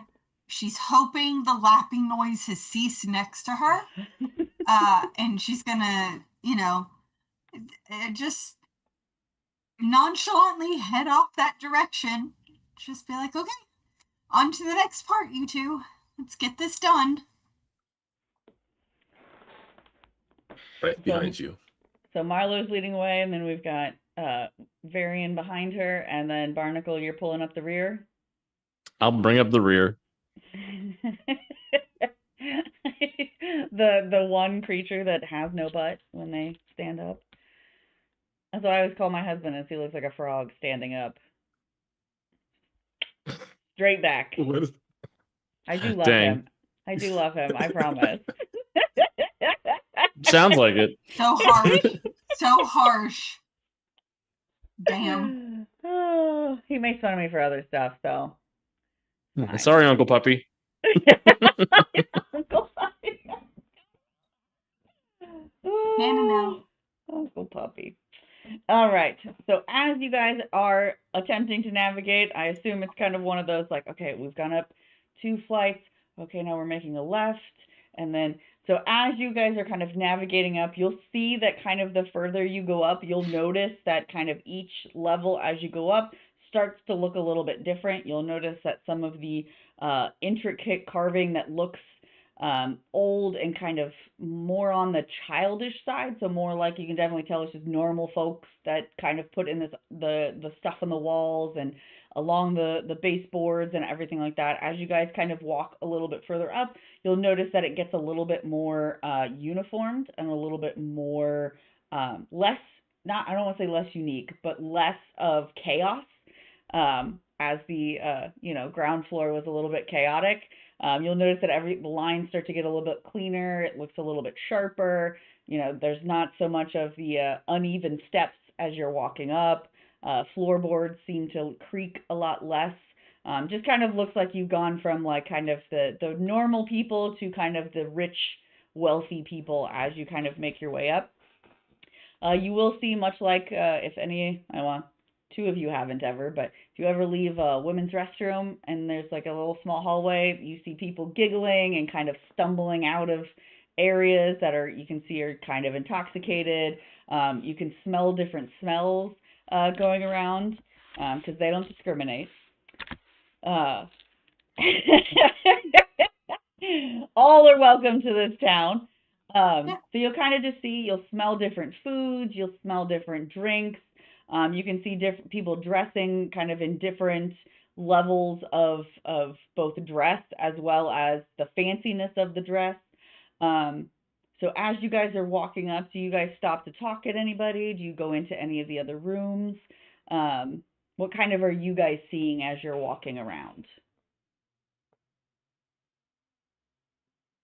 I think Marlo is kind of staying on task, and she's going to acknowledge different things and be like, oh, yes, that seems like that was a very fine batch this year. Yeah. Oh, yes, that looks like a very lovely port. Oh, my goodness. Oh, no dust today. Thank you very much. And just like politely acknowledges whatever people offer and like engages only enough to like stay on mission. Yeah, I'm scared of rich people, so I'm staying very close to Marlo. Varian is just, he's probably enjoying they are probably enjoying watching people, but also just making sure to remember the path backwards. How to get back out. So Yeah. while you guys are walking around, you will see people are coming up to you. Um, they're definitely very interested in both Barnacle and Varian, as being that they are hybrids.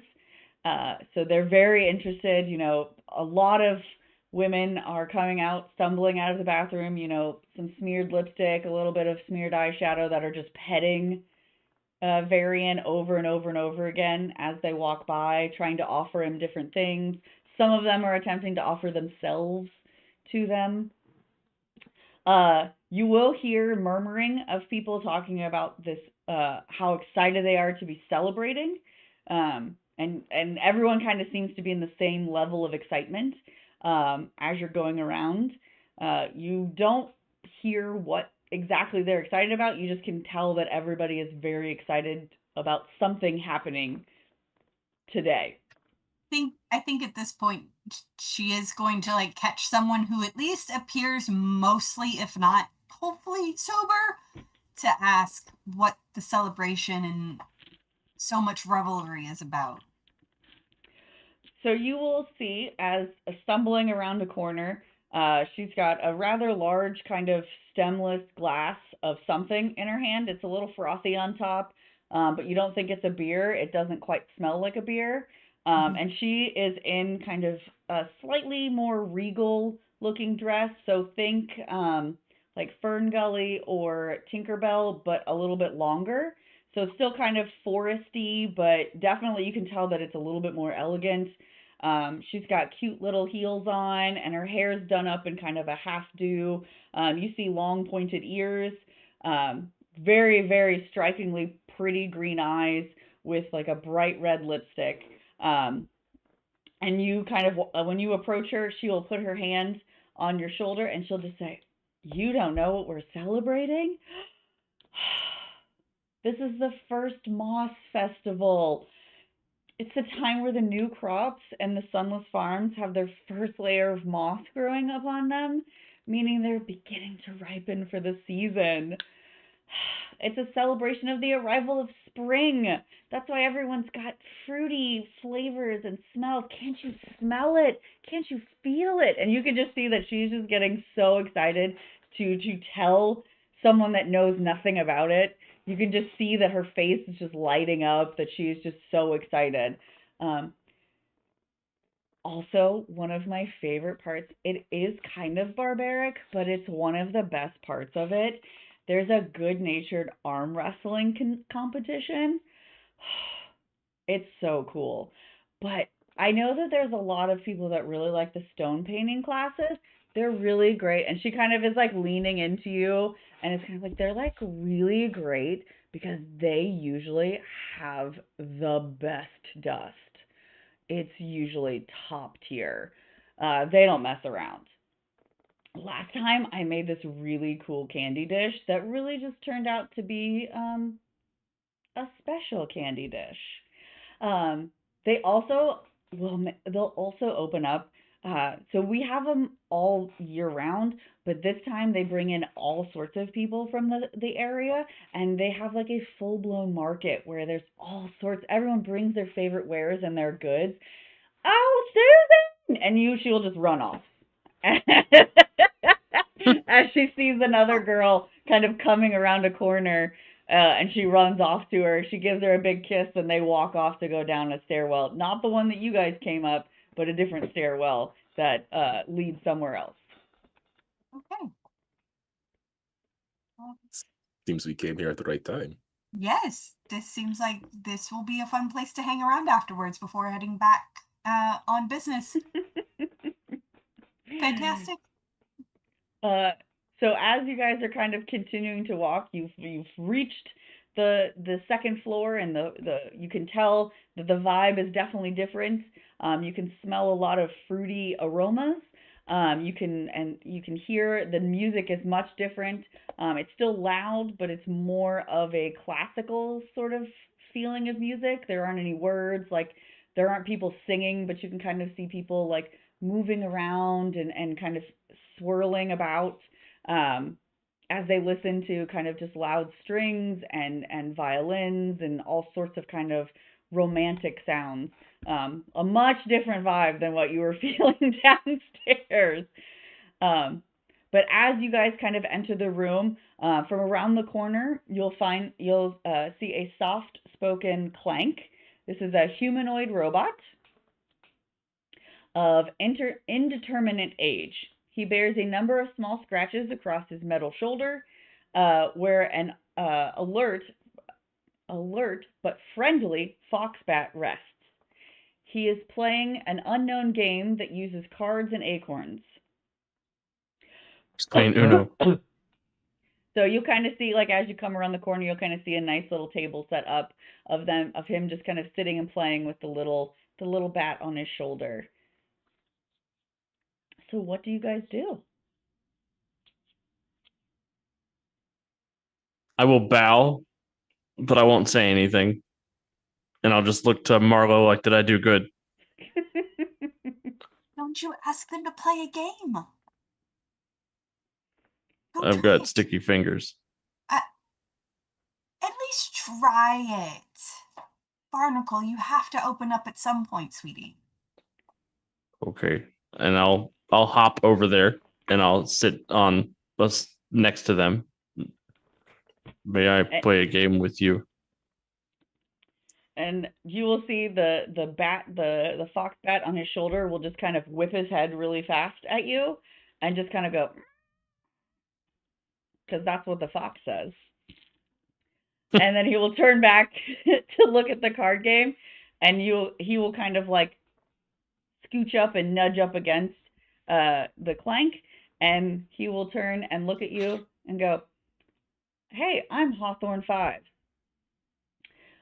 Did you want to play?" Yes, I would like that. Well, Marlo right said now- I must.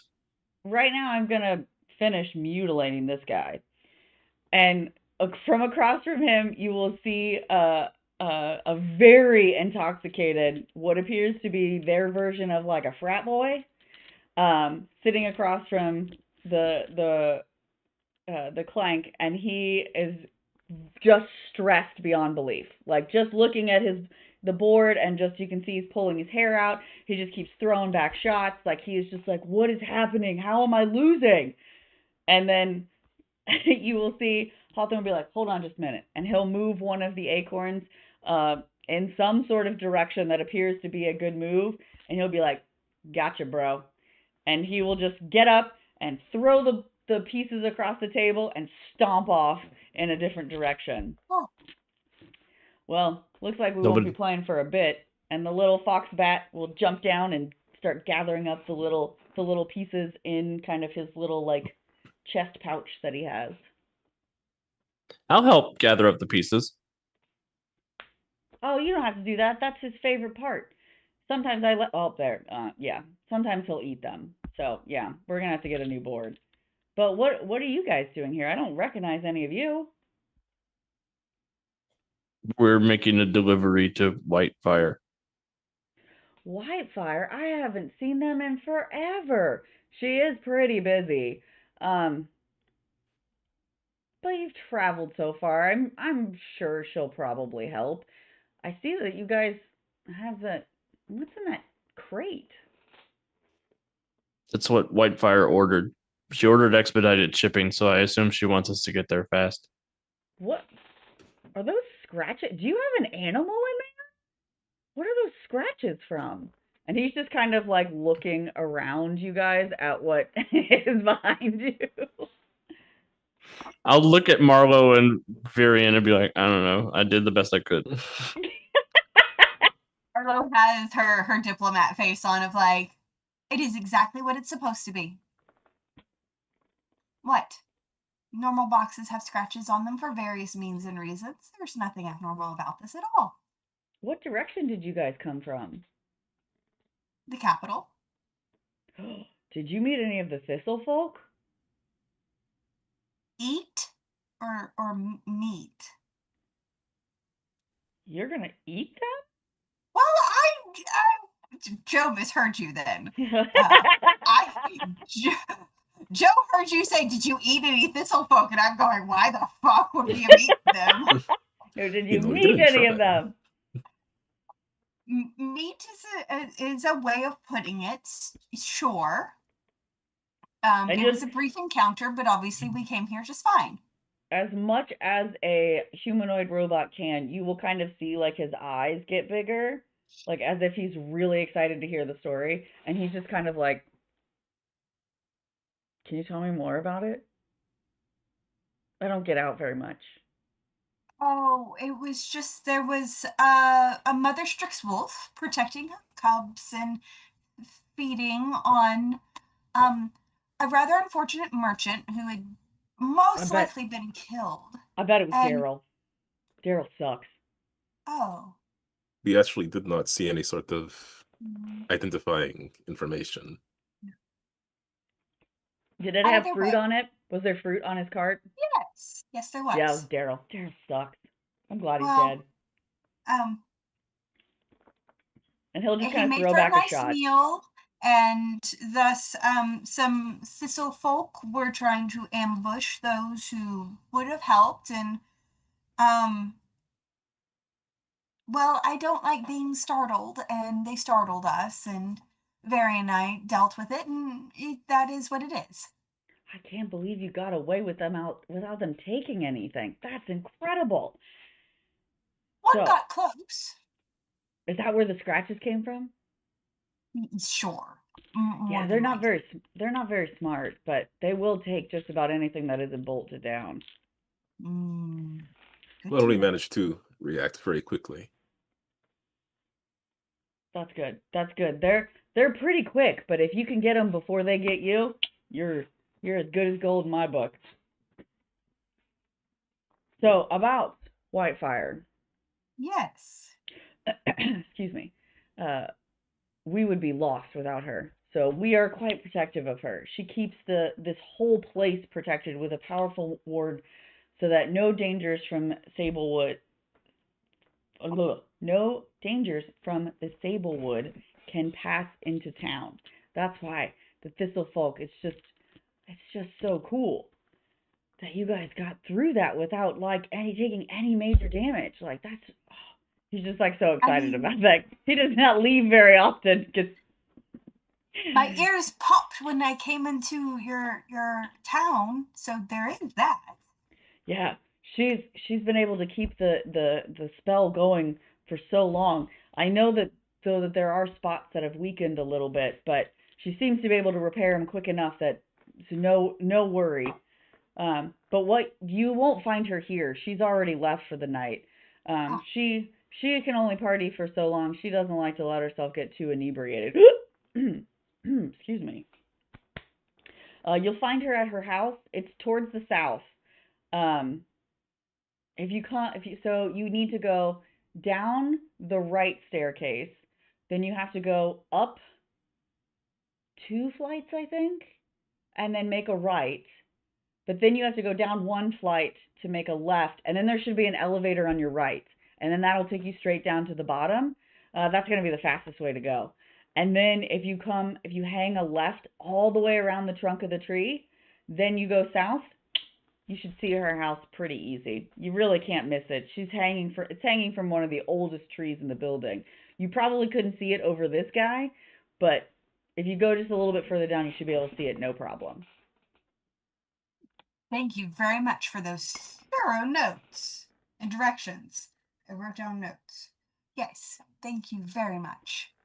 And then after you guys say that, you will see the little fox bat will kind of hop back up onto the table, and in his wings, you just see a pile of like the acorns and the cards and everything like that from the game they were playing. And she kind of just lets them go, and they all just kind of scatter to the ground. And she picks up one, and she hands the acorn over to Varian, and then like a present, and then walks away. Oh, thank you. And then, so you better hurry though, because she usually goes to bed pretty early, and we're looking at like Oh, within the next couple of hours. If she's not having to fix any repairs, she'll be in bed soon. So you better get skedaddling. very much. And let's About get face and moving. follow those instructions. So you guys are all Same. following Marlowe again? Yep. All right. So you guys will make your your pathway through, you'll kind of see the same things. You will see what they call an elevator, which is really just imagine a slightly more advanced version than what they had in Peter Pan, where it's just kind of a box with a string on the top, and you crank it down as you go down to the bottom. As you guys are going down, a couple people will jump on, some people will get off, and kind of on different levels as you go down, and you'll make your way all the way to the bottom. As you round the corner and start to head south, you'll make your way past the homes of the village, then through the farmlands of Hush. You see a variety of crops that are beginning to cultivate a thin layer of glowing blue moss over top of their fruits and vegetables. They pulse softly like a heartbeat as you pass by them. Among the thriving groves, you notice that the Sablewood trees in the area have hundreds of unique faces carved into all sides, the eyes peering in every direction. One tree, taller than the rest, bears the Arcanist's home. Like an overripe fruit, it hangs from a braided rope as wide around as a giant's forearm, tied to a massive branch and counterweighted by a cabin-sized boulder lying at the base of the tree. The stone is marked with a collection of symbols, and the cabin windows flash with a soft yellow-green light. What would you like to do? Do we see a way up there? That is up to you. So are you going to call for the Arcanist from below? You can try and cut the counterweight rope.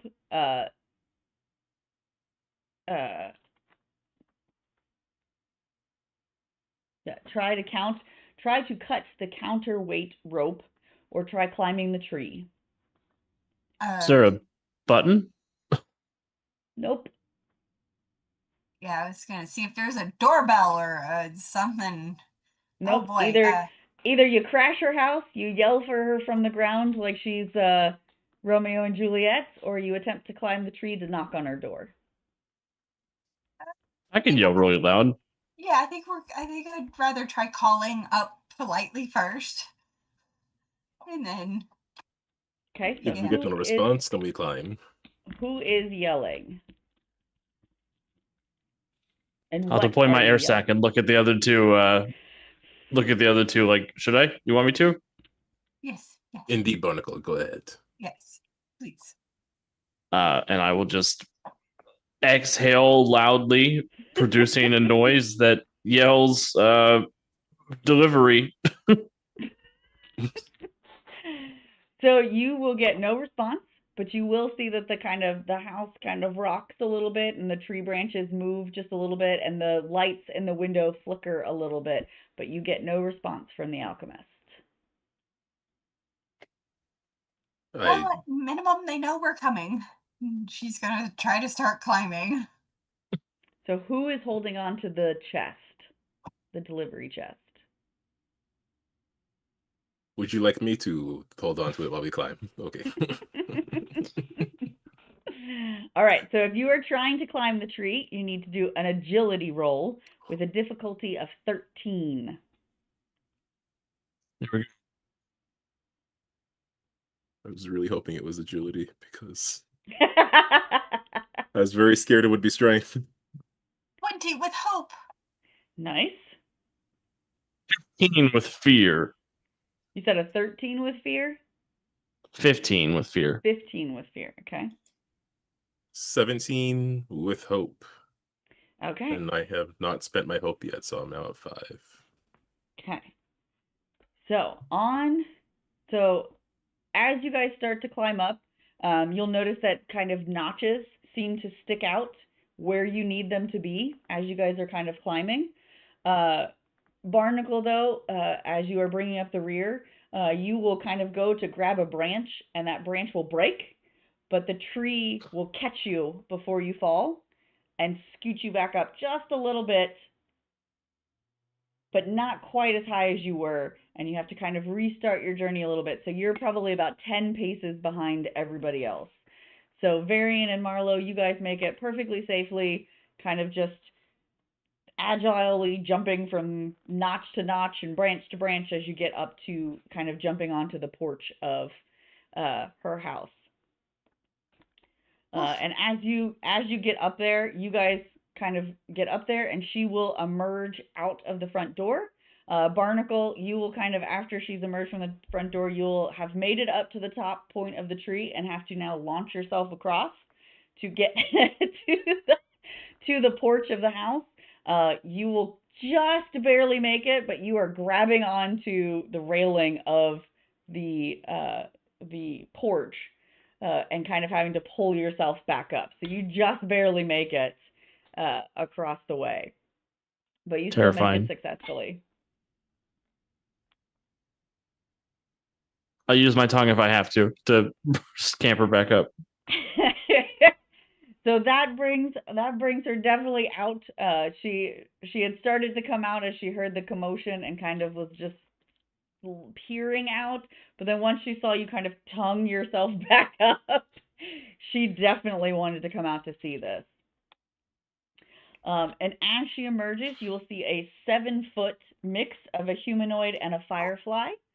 The Arcanist is a fairy that moves in a combination of both very slow and suddenly jerky motions. Though her expressions are difficult to read, her emotions are very clear in her voice. She is old but spry, and eyes the group mischievously. Are you the group the king sent from the capital? Oh my, you're rather late, aren't you? Come in. Come in. I thought you were late. We got way by Thistlefolk. Yes. Did you say you were delayed by Thistlefolk? Yeah. Oh, I thought he said whistle spoke. To be fair, a spoke did hit him in the face, so there's that. As the alchemist lowers her home and invites you back inside, so all the climbing was for naught. She can just lower it down if she needs to. She invites you inside. You'll notice the treehouse is surprisingly spacious. It's almost like it's bigger on the inside. The main room is crowded with potion bottles, spell books, runes, plants, and small creatures of all kinds. I will allow a cock ant to be in there as well. So you'll see a couple of those and kind of little tiny terrariums. But no one could classify this house as messy. It's clear that if anyone moved a single item even an inch, the old fairy would notice. So kids, come here, come, and she'll usher you in to an area where you see some kind of, they almost look like farmer's market style armchairs. None of them match. They're all kind of different. And the couch kind of has the same vibe, almost like she just kind of drove around on trash day and picked up various pieces of furniture to bring back to her house. Can I offer you guys some tea? Well, no, but thank you so much. We just wanted to be able to properly deliver this crate to you by decree of His Majesty. Oh, dear. Business can wait. Tell me about yourself. And she will sit down and a cup will appear in her hand and she will just kind of start sipping and then biscuits will appear in the other hand. Yes, well, my name is Marlo, and I am one of the top mages of the kingdom, and I try to do what I can for His Majesty. These are my travel companions and dear friends of mine. What an interesting group. Oh, I find us quite common in the capital. It's just so refreshing to see such beautiful creatures, and I can feel the magic coming from you. It's just intoxicating. Yes. And it seems everyone around is quite intoxicated with the magic of the season, with the moss bloom and your spring being such a wonderful harvest. They do love this festival, but I just can't keep up with my age anymore. Oh, I would never have thought you aren't anything but a part of the spring festivals themselves.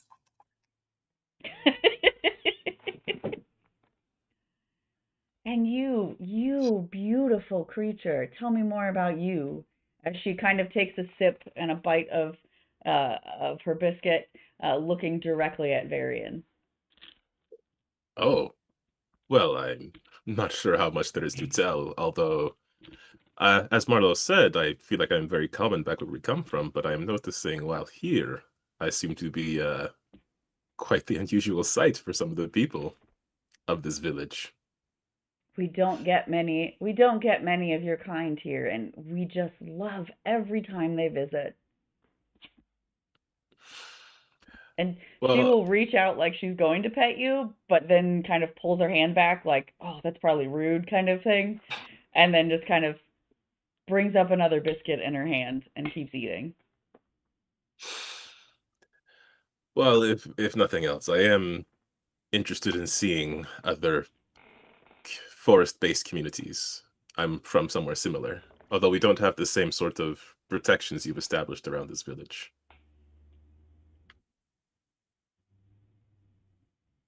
And you, my green friend, tell me your story. And she kind of flicks her fingers at you as it with little kind of sparkles coming out of them, almost like she's trying to convince you to just open up fully.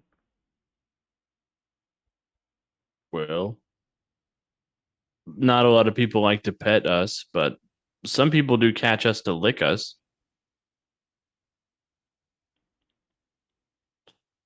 Thought that was a I don't myth. usually tell people that. That's weird.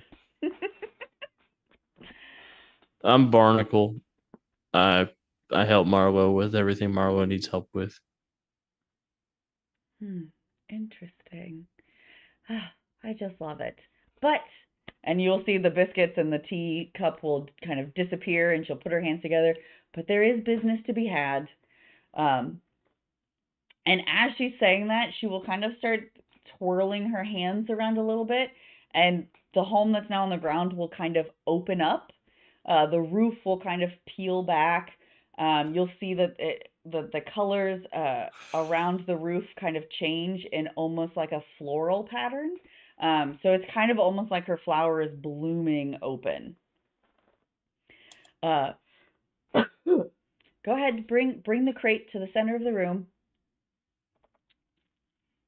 Yep. Uh, and with that, she will kind of swirl her hands around, and there an envelope will pop up kind of on top of the crate that was not there before. And she will tear it open. Inside the king's package lies a massive stone with a lion's face carved in it. Marlowe, you recognize this as the keystone of the capital city's gate's main archway. Excuse me. Uh, oh my god, I completely blanked on her name. Whitefire. I was like, what is her name? Whitefire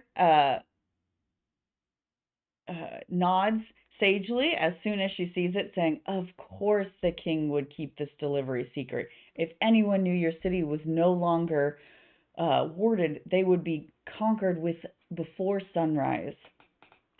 With this ominous warning, she starts to unfurl her treehouse again.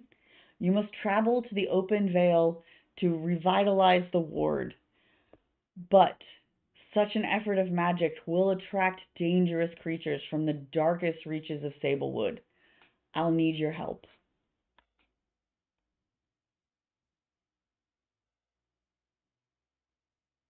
Are you guys willing to help? So Hello? her roof was the first thing that opened up. Once she opened up the crate and realized what it was, she kind of opened the rest of the house. So now it's kind of more in the vibe of like a lily pad. So it's kind of opened all the way up to the floor. So you can see kind of full circle all the way around you, um, every kind of site. So you can see everything that you walked up with, all of that. So it's kind of her whole house is now just kind of fallen down. All the shelving and everything like that that seemed rather messy does not seem to have moved in its space. It's almost as if it went 2D to lay flat so that it is kind of a flat surface for her to work on. I think as soon as like Marlo saw like the king's insignia and all of that, and she would have known the keystone as well, she would have known like the seriousness of this and been like, yes, I am here to do whatever the king needs. So of course, if you need my assistance, I am here to help.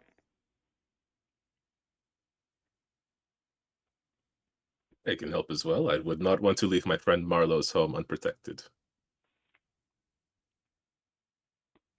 Go where my friends go. Thank you both. Very well then.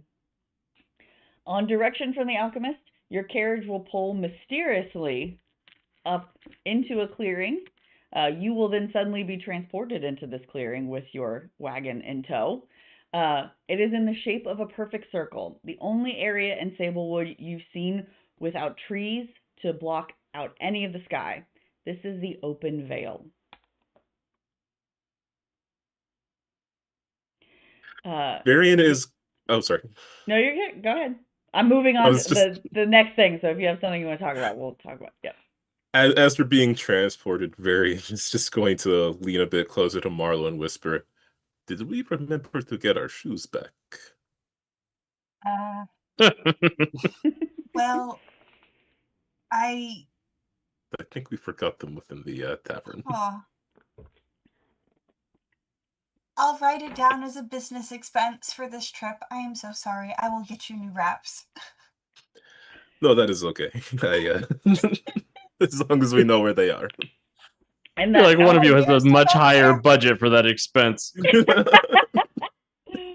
Yeah, that's why Varian's being nice, because I know how expensive those boots are. I didn't budget in new shoes. So Whitefire will hear you talking about, like, will hear you kind of whispering about that, and she will just kind of look at you and be like, if you go back to the tavern with this festival going on, your shoes will still be there and they will have things for you. The kids love to make little things for anyone that leaves their shoes, and it's considered rude if you don't take them back. Then we will have to go back and get our shoes. We survive whatever this is. Yes, of course. So, you guys have now come to the open vale. It is a place where strong ritual magic is used. It's where I first forged the ward pillars that reside on all four corners of Hush, keeping this village safe. I almost died in this ritual.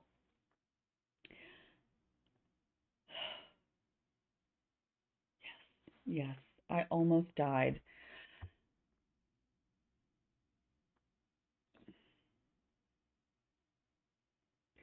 So as she's saying this, you will notice that her antennae on the top of her head will kind of start perking up in a sort of disconcerting way. Like they're kind of like they're looking around.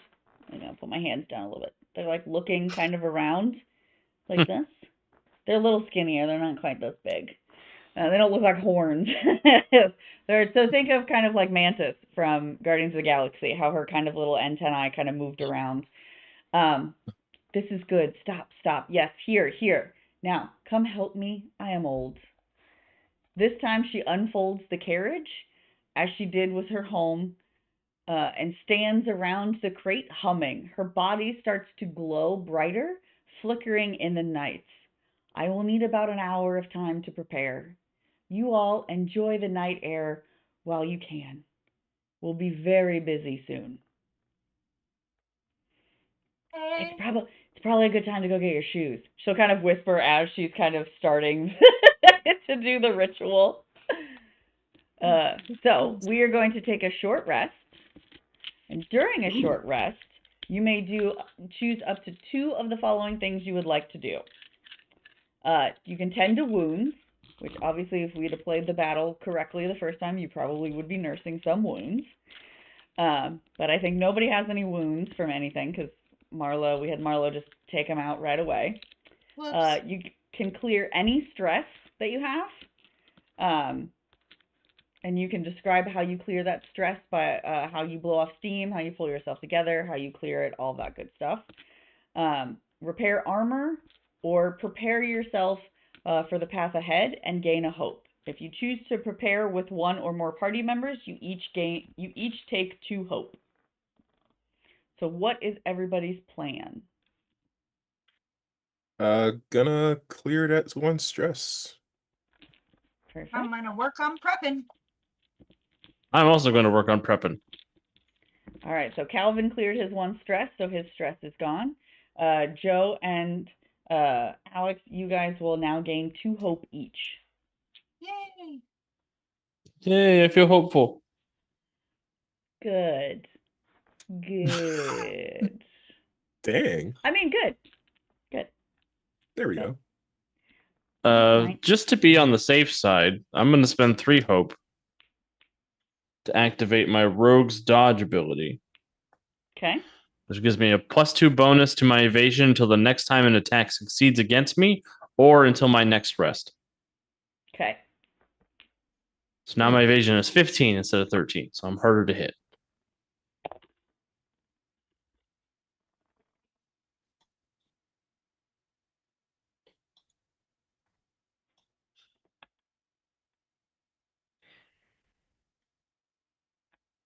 All right. So what are you guys doing to prepare? So Calvin's over there kind of licking his wounds and then De-stressing.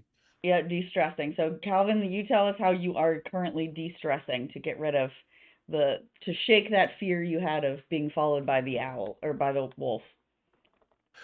Actually, I think not having his shoes at the moment, Varian is just stalking around the open vale, and he's just feeling the like grass just like on his just I guess on his bare feet, I guess. It's just relaxing to him, just feeling this new connection to nature that maybe he may have missed having traveled in more civilized areas recently.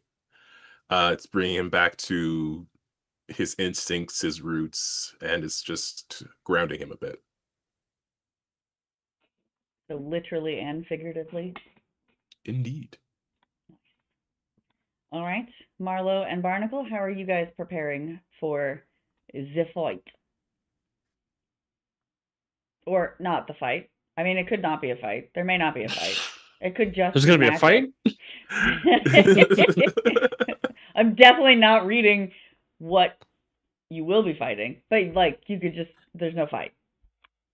I'm panicking. I think Marlo is just like chilling out under a tree, just kind of like watching everything and just like taking a moment to herself and just that. Yeah, I'm checking my equipment. I've got my dry towel and I'm wiping any excess moisture off of me. I got a little muddy when I fell down and I hate being wet. It seems appropriate for a frog to hate being wet. I have a phobia of getting wet. It's terrible.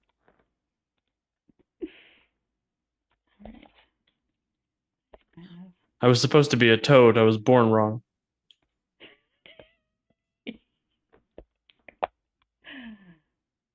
I should have 2 more fear. I forgot to add myself 2 more fear. You don't need it. It's okay. Sure, I definitely don't need it.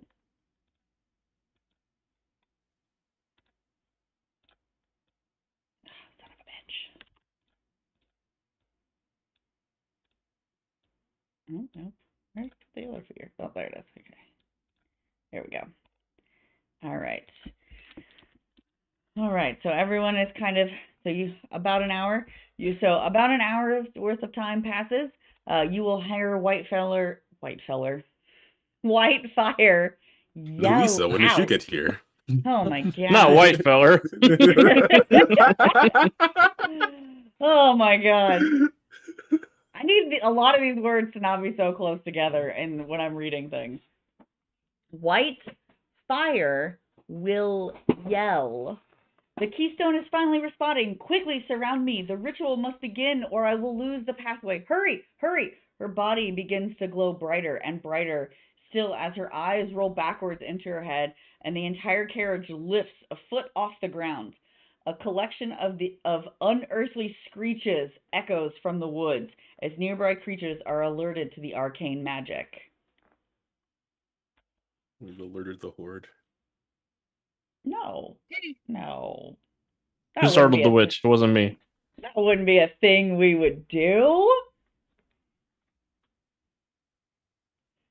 Let me hold on, let me make sure I find one.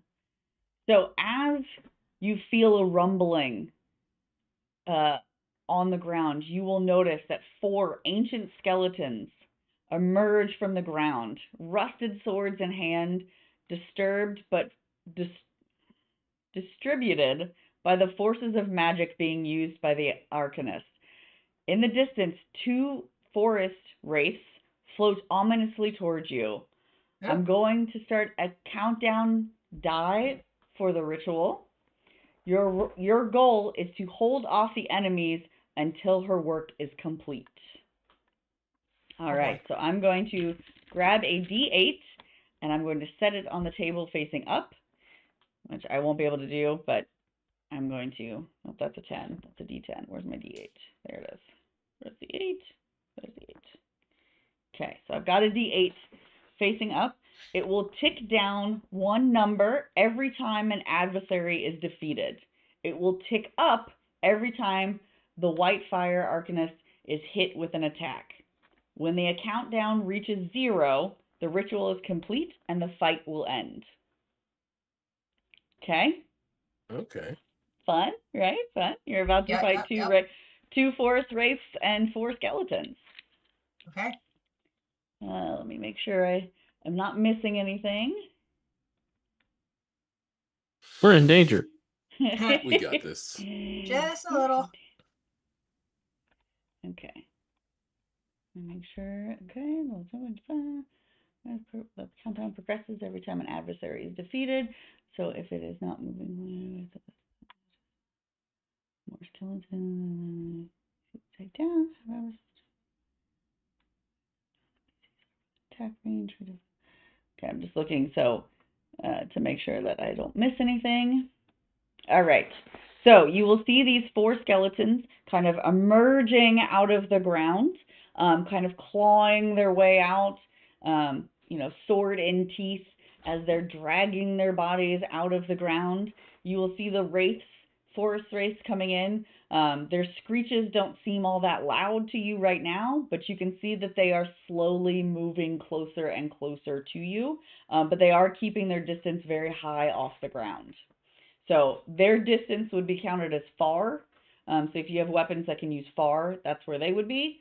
The skeletons currently are in, what was this?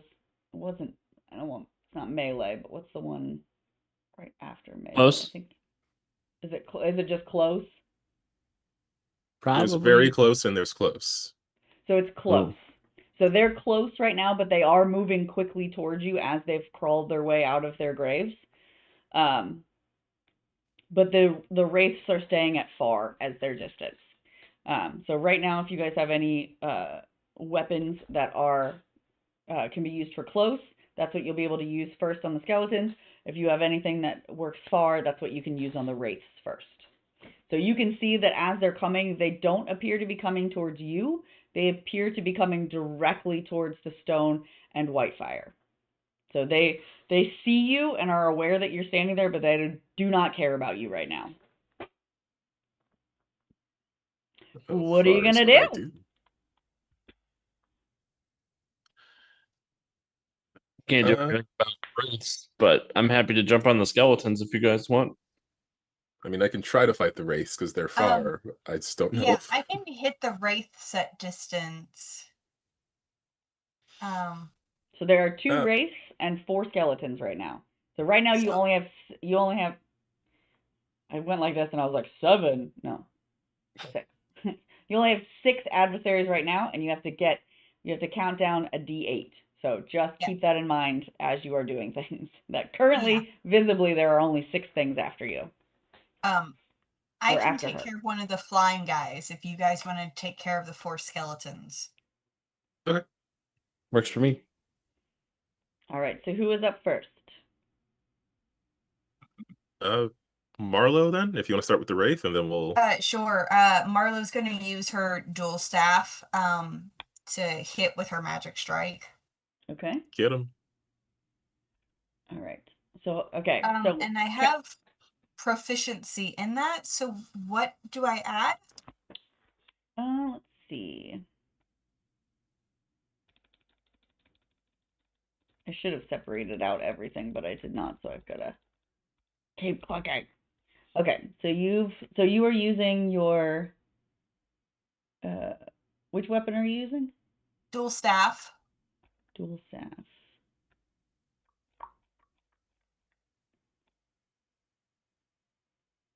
Okay, so that's your damage. So okay. Let's see.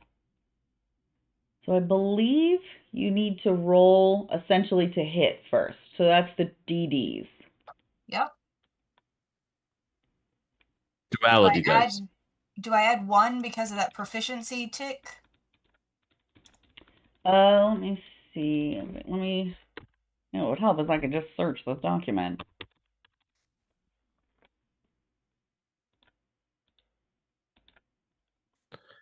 Let's see. I think proficiency applies to the damage dice. Yep. Yes, damage dice are what kind of dice you're rolling when you make a successful attack, and the type of is either physical or magic. Proficiency tells you how many damage dice you roll, so it doesn't have anything to do with the attack roll. It's that so it would be that +3 that you have on the damage roll. Okay, thank you. There's the thing right before that has trait in range. I think that trait is what you add to your DD when you're attacking. Okay, so It's so her instinct, the instinct card is what you would use. So that where you had where you would mark a stress to Yes. determine, you can use one of those to extend the spell or attack to reach by 1 range. So if they were further away than your weapon could do, you could extend it. You can gain a +2 bonus to the action roll, which is the to hit roll essentially. You can double the damage die of your choice, or you can hit an additional target within range. Gotcha. Oh. But you have to mark a stress to do that. Yeah, I do. I'm gonna hold off for a second on that. I'm just gonna do this straight. Oh no. Let me get back to their character sheet real fast. Wait, don't I have a thing? I can mark a stress and gain advantage on. Oh wait, no. Nope, I just fucked that. I got a 3 with fear. Oh no! Oh no. Okay. Okay, let me see what that. Let me look at what this one is. Takes from far range with a +3 attack. Okay, that's what they do. Okay.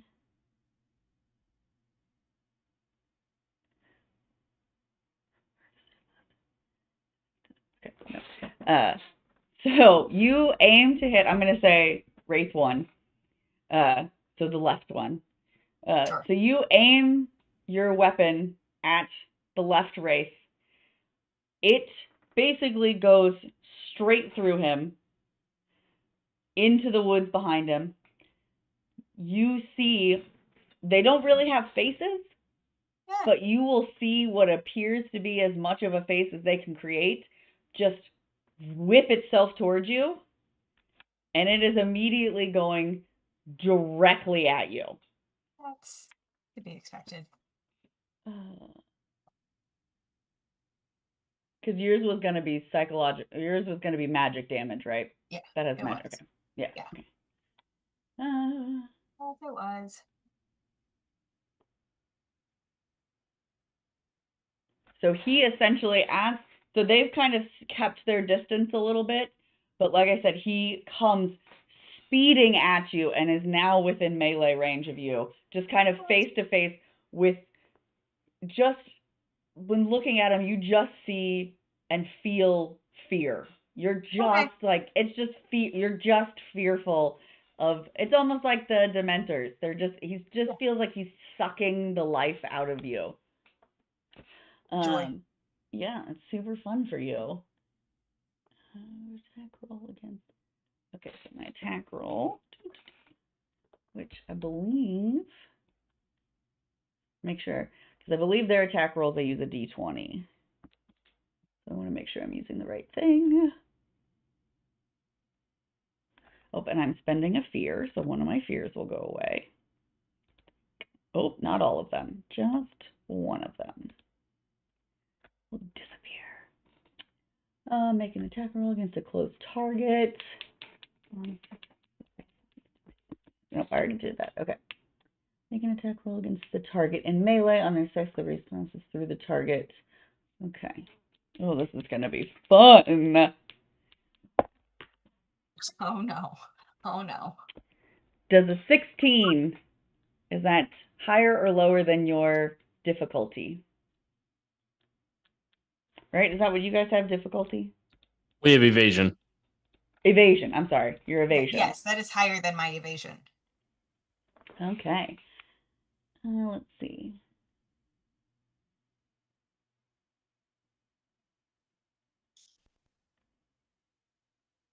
Okay, so we're going to roll 3d4.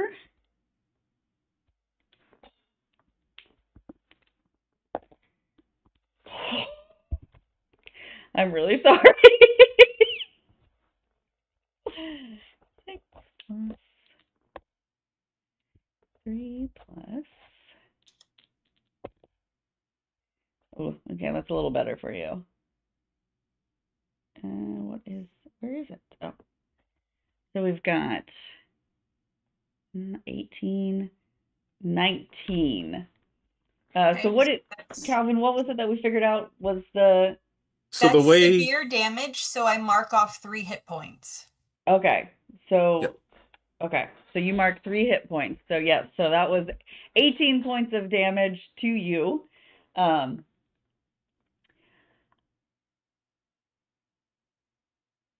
So basically what he does, so it's magical damage. You are vulnerable until your next rest. And right now, all you are feeling and reliving is your worst childhood memory. So describe to us what Marlowe's worst childhood memory is. Oh, okay. All right.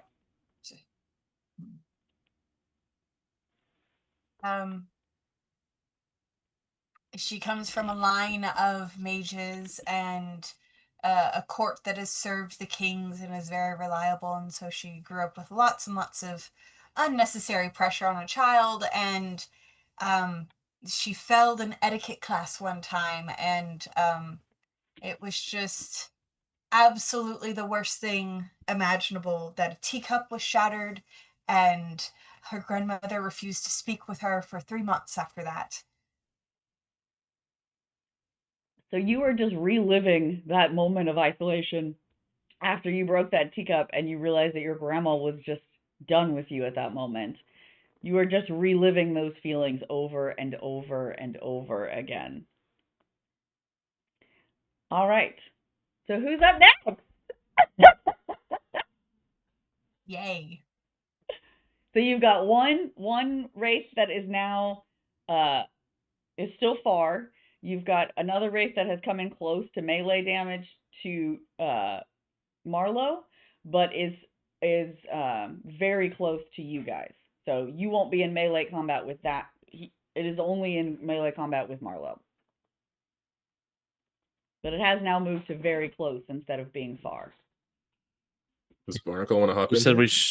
I said I know we should have go after the skeletons, but I feel like somebody needs to save Marlowe from that wraith. If you got something you think will work, then go for it. Do I know if wraiths are knife proof?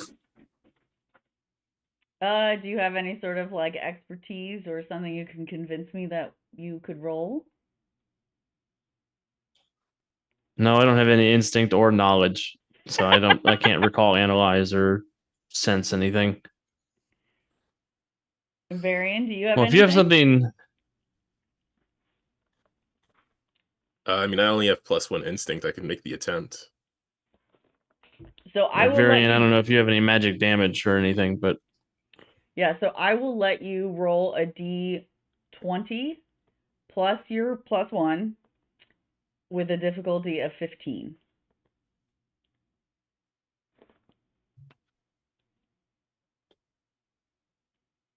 Mm, If you want to. I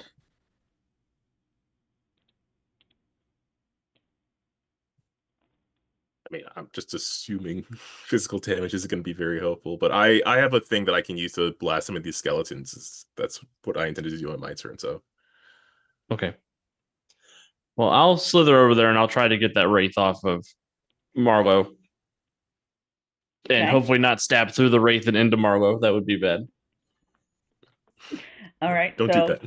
yeah, please don't do that. So, what are you making a roll against? What are you using? What are you doing? So I'm going to spend a stress and I'm going to shadow walk into Marlowe's shadow. Okay. And that means I'm cloaked. I'm going to spend a hero point, spend a hope point Wrong game. to add my they don't see me coming experience. Okay. And I'm going to try to sneak attack this wraith and do as much damage as possible and hope for the Okay. best. Okay. So it's a finesse check on my 2d12s. Is this a physical damage that you're doing? It is physical damage. Okay. Well, I got a 14 plus 2 is 16 plus 2 is 18 with fear. With fear. So as you attempt to do all of this, and what is the weapon that you're using? Is it just like your just fisticuffs, or is it? I have a knife. I'm going to try to stab. Okay. So you will kind of come out of her shadow and stab, falling through the wraith into the ground behind you, as the spectral body just kind of gets fuzzy, like you've walked through smoke, and you just fall through to the ground to the other side. He kind of comes back, and then he whips around and looks at you. So he is now in melee range of you, staring you at the ground. And let's just see what happens. I will rivet aggressively. I'm literally using the one thing on here where it said, don't do this one if you want to keep the thing going. And yeah, What? and it definitely, because it could knock out the whole party. So it's like, don't do this one, use this one, and I'm using the other one. Oh, you are one lucky SOB. I'm invisible. Does a 6 hit you? No. So he will kind of whip around looking at you and just kind of start to like stretch his hands out to your head and then kind of start moving them around like he can't really figure out where your brain is. And just kind of, you can just see on what is just a sheet of a face, you can kind of see a look of frustration as he's just genuinely confused as to why your body looks that way.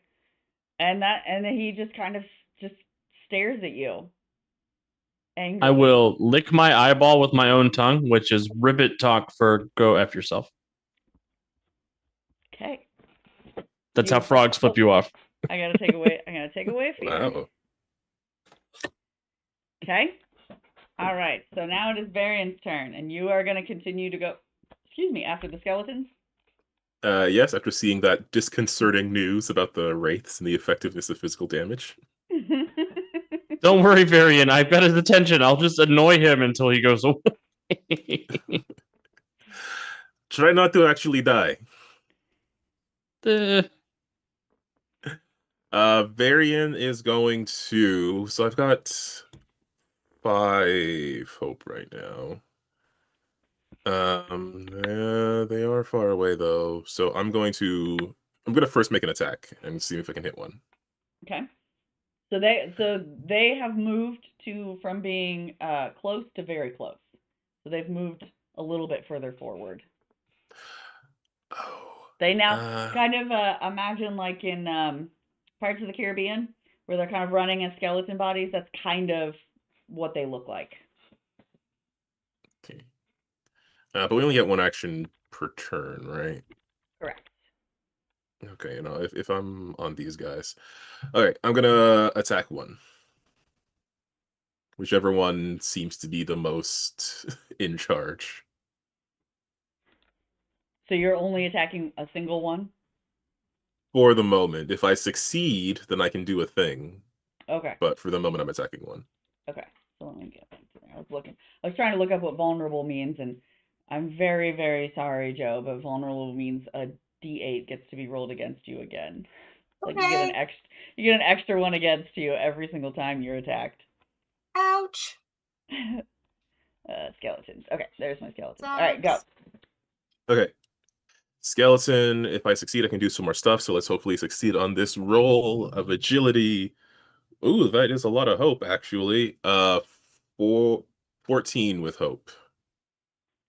You in fact do hit him. So what is your damage? Let me just real quick mark that hop that I just got.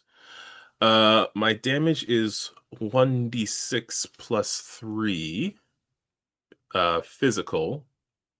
But since I cleared my stress, I'm going to use. Actually, I'm going to do a couple of things. Okay. First, I have succeeded on an attack. So I'm going to use my hope ability for my class of hold them off. I'm going to spend 3 of my 6 hope, which will bring me down to 3. I've succeeded on an attack roll. I can use that same roll against 2 additional adversaries within range of the attack. Nice. Okay, so you hit 3 of the skeletons. So now I need to make 3 damage rolls. I will quickly update my hope before I forget. I am at 3. I need to make 3 damage rolls, and I have an ability on my subclass.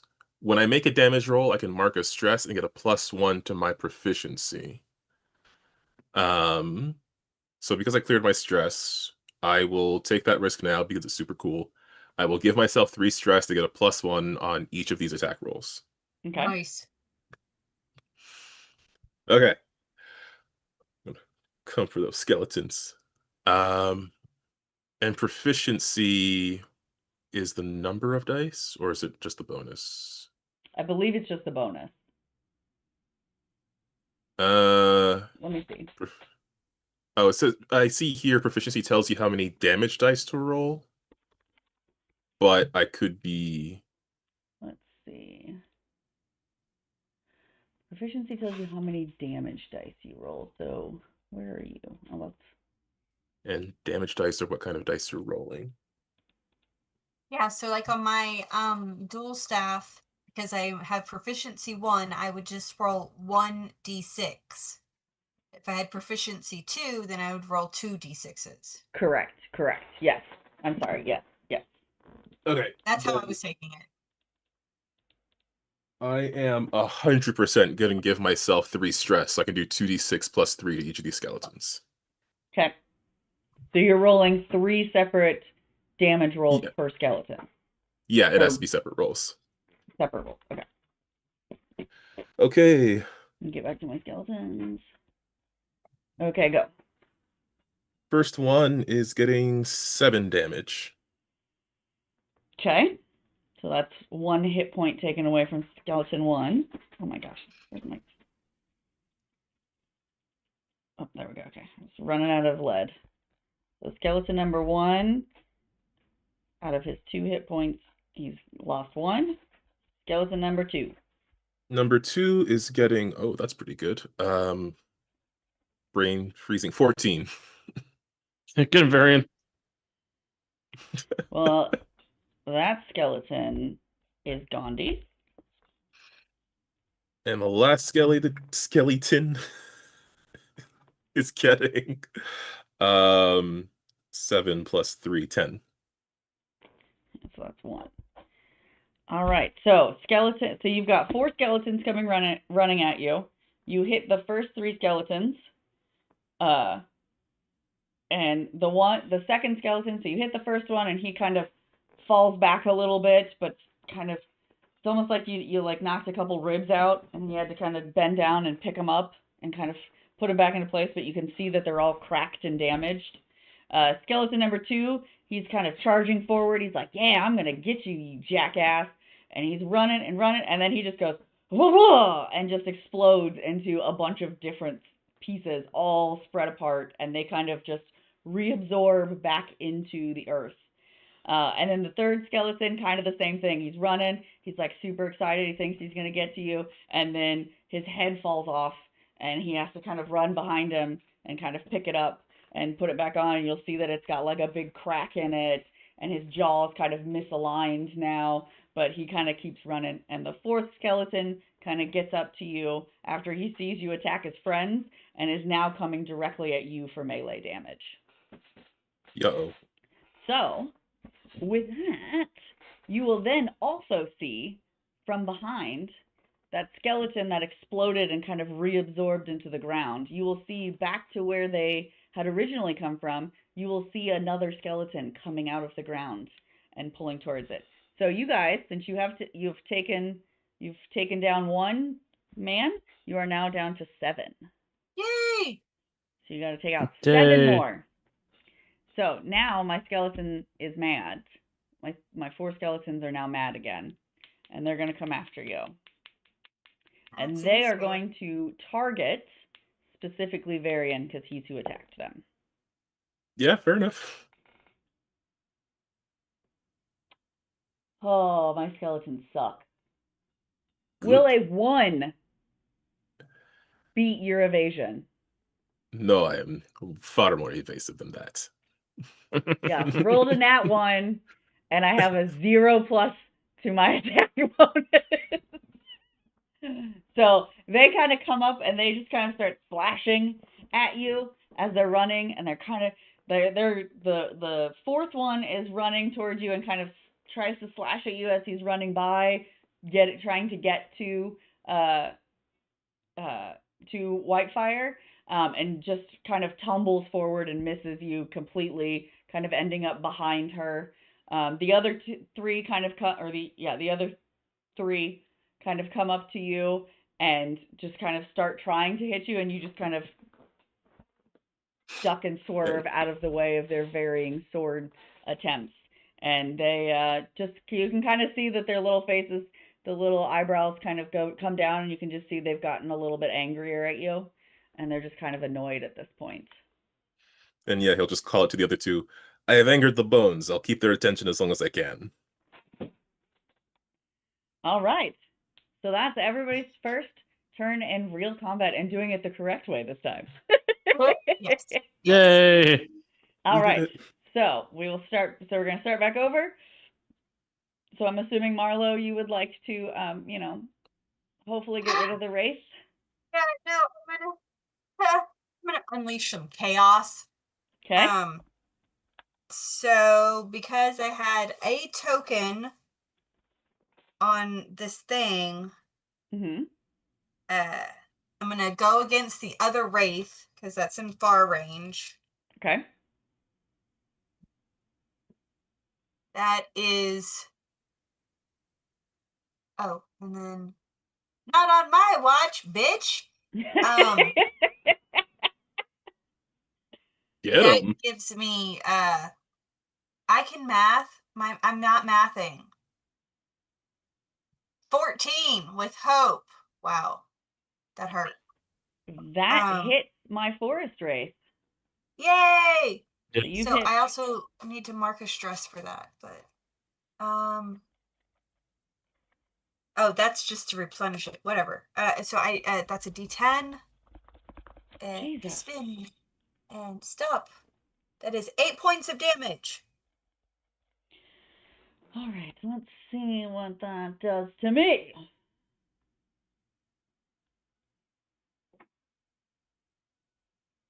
Well, you didn't give me the little.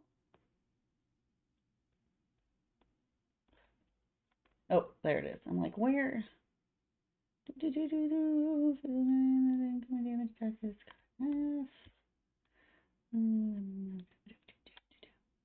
Okay, and what did we determine was, so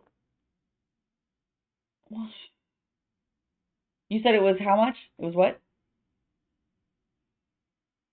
8 points of damage. 8? 8? Okay. Yeah. So I have 1, 2, 3, 4, 5, 6. 1, 2, 3, 4, 5, 6. And you hit number 2, correct? Because he was further Yeah, away? I hit the wraith that was still far away. Okay. So you got 2 points, 2 hit points down for him, for Wraith number 2. And he will kind of just, as the magic hits him and kind of washes over him, he just kind of lets out this ear-piercing screech at the top of his lungs. And then you kind of just see him redirect his energy and focus back down on you. And he is going to come back at you. I swear to God, if you roll a 1...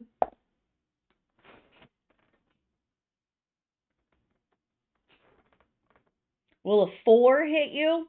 No. Because I rolled a nat 1 again. Ha. All right. All right. So he will attempt to do the same thing. He will come flying up to you again, right straight in your face, and will kind of attempt to pull some of those bad memories to the front of your brain. But all he sees is kind of your happy memories kind of intermingling with it, and he kind of falls back, kind of in disgust of what he's seeing, and will fall back, and he is now at very close. So the other wraith is in melee range with Barnacle, is in close range with you, and the other one is in I'm sorry. Number 1 is in melee range to Barnacle and very close to you, Marlo. The other one is in close range to all 3 of you. All right. So that was my attempt to take out Marlo again. All right, so you've taken out 1 skeleton, and you have 4 skeletons coming back at you again. And still 2 wraiths. Marlo seems to have things in hand now, so I'm happy to jump on a skeleton. Because remember, it doesn't matter which ones you take out. You just have to take out 8. Yeah. So you've already taken out Here I 1. go killing again. All right, so you're going to try and take out one of the skeletons? Yep, I'm going to slither over there and pop off some dagger stabs. Okay.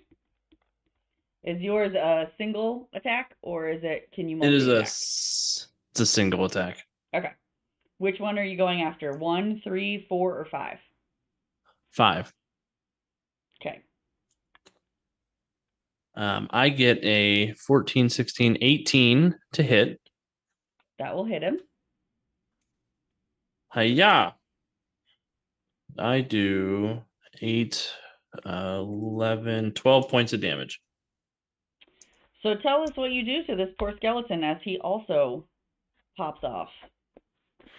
Yeah, I leapfrog over there. I jump and I land on his shoulders, and I stab into the skull with my knife, and I pry the brain cap off, and I just separate the skull from the rest of the body and come crashing down in a pile of bones and dust and coolness.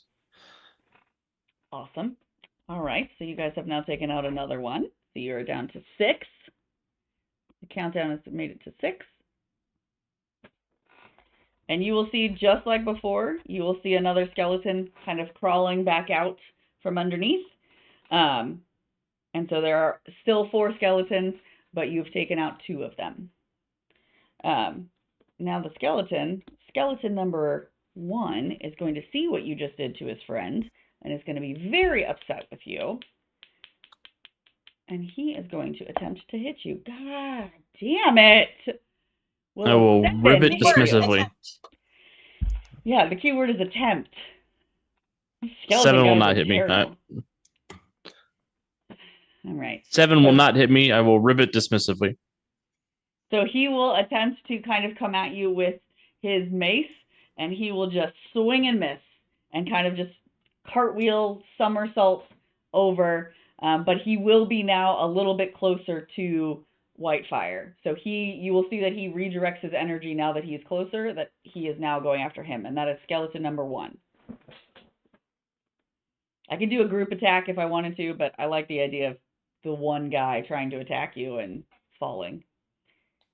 All right, Varian, what do you got for me? So I was wondering what happens if we get to, because it looks like if I mark 3 more stress, then I reach some sort of threshold. I'm not sure what it means. Correct. So when you, let's see. So you have to make what is called a death move. Oh, So for the is that? purpose of for the purpose of the quick adventure, because I don't have the book, it says for the purpose of the quick adventure, that means that you fall unconscious until you are healed or the danger passes. Oh, okay. If You're gonna have like a moment where you either have an anxiety attack or a panic attack, and you disassociate and you pass the fuck out. You pull an Ethan. Oh, I hate when that happens. no, that might be a detriment to the team, but I could also again hit 3 skeletons for 2d6 plus 3 if I do that. I mean, you've been pretty successful at taking out skeletons without any too much extra help. I don't know. Is Marlo and Barnacle gonna be okay with me doing that? Hey, let's go for it. Maxing out my stress. I don't know how I Marlo can- feels about it. I think Joe thinks this is a chaotic plan. I'm here for it. Yeah, I can heal you, Varian. Okay. Oh, actually, I mean, I guess the practical thing to do would be to have a stamina potion and then do all of that. Would drinking a stamina potion be like the only thing I could do this turn? Let's see. I'm just not sure of the action system.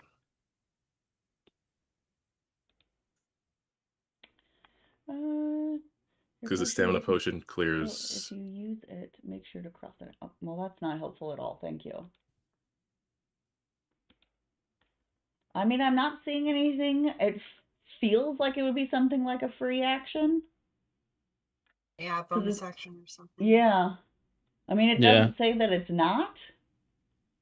So I would think, you kind of just take a quick swig and then go attacking. Okay, then let's do that so I don't knock myself out this turn, but maybe next turn. Remember, you only got to take 6 more out.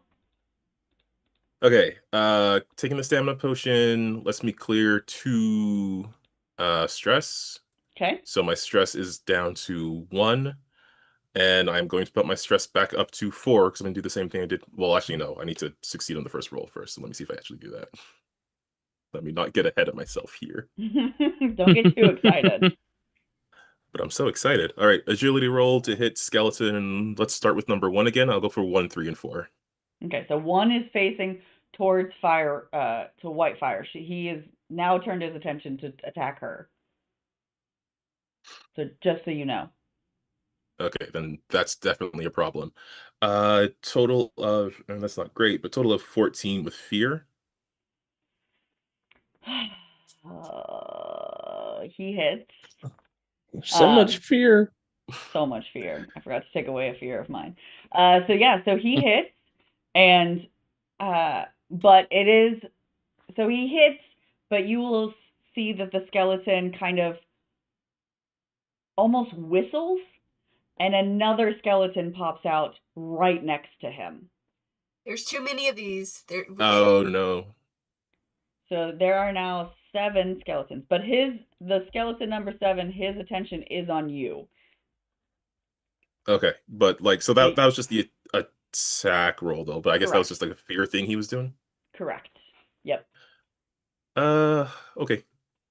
That's fine because I'm going to spend my last 3 hope. All hope is spent. All hope is lost. All hope is indeed lost. But oh no. that means I can apply the total of that roll to 2 additional adversaries. And I'll just apply it to 3 and 4 again. Okay. Well, 3 again and then 4. So you're going to make attack against. So you hit with 1. So you're gonna hit him for damage 3 and 4. Yep. Okay. Perfect. And I will mark my stress before I forget. My stress is at 4. My hope is at 0. Skeleton 1 is down. Woo! The second, uh, 13 against skeleton number 3. Skeleton number 3 is down. So you're at 4. And the third, oh my God, so many good rolls. It's worse that stress.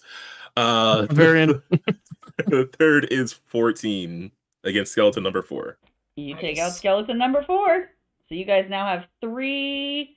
The countdown is to 3. You hear Marlo, and you can kind of feel the swell of the energy that she is producing doing this, kind of pulling, and you can feel that she's so close to finishing, and she's glowing, and she looks around, she goes, guys, I'm almost done. Just a little bit longer. You just have to hold him a little bit longer. And you will kind of see that the circle of the swelling of the magic around her kind of just widens just slightly as she's yelling that at you. Yeah, and I'm just imagining Varian doing that cool archer thing where he has 3 arrows between his fingers and he's just like, pew, pew, pew. You know, bow sounds. Yes. All right, so I'm going to spend my fear, and I'm going to take, so you've now got 3 skeletons coming after you. You've hit none of them yet. These are all new skeletons, and they are going to come charging at Whitefire because they have not seen what you have done, so they don't care about you. So they're going to go after Whitefire. No.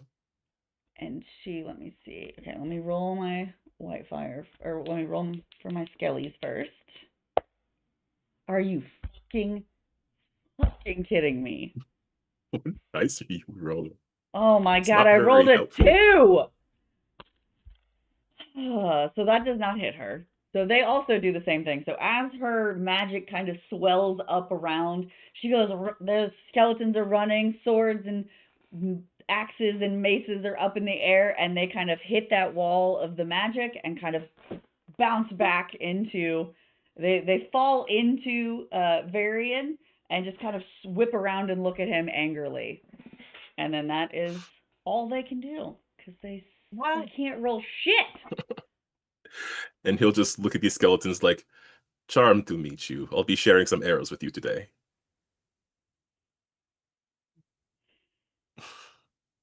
All right.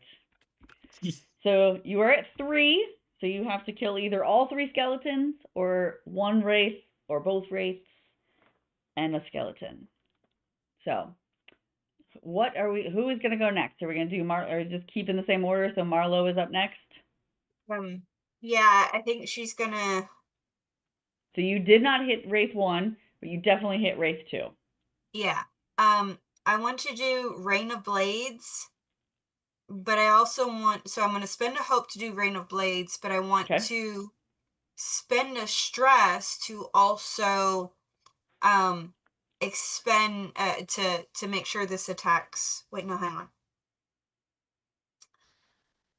All targets within very close range. Yeah. Okay. So that would I'm be all. spending a hope to. Yeah. So you're hitting all the skeletons, or you're hitting the wraiths?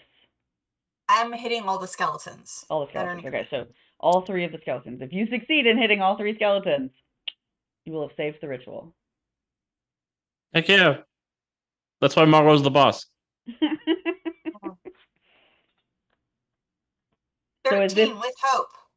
Is this one where it's a thing, like you have to attack each one individually, or is it if you succeed in attacking one, then you can damage the 3 of them?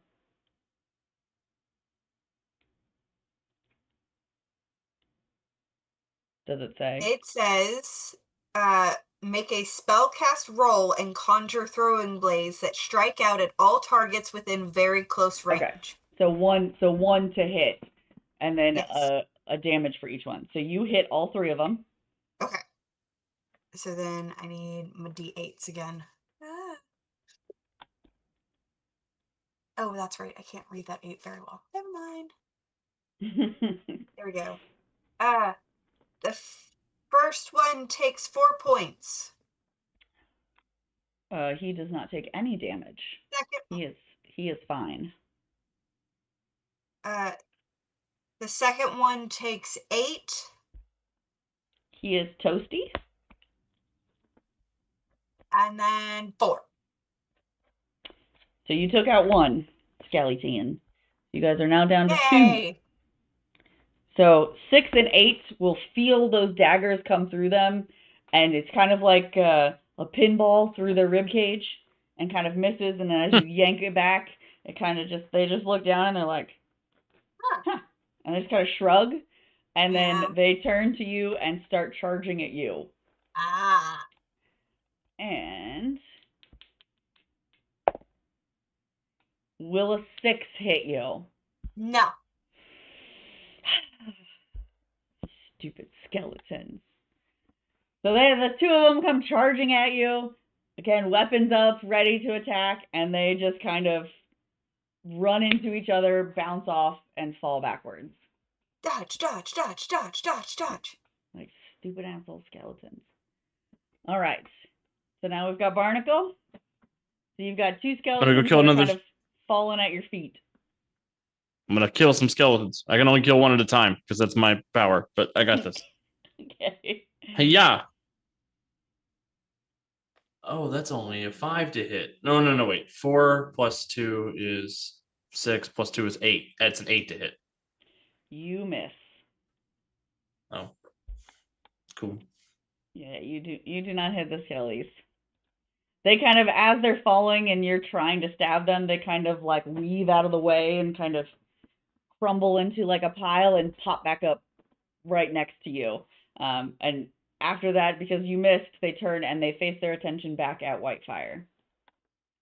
I respect your ability to keep your bones as dry as possible, but this would be a lot easier if you were a little wet.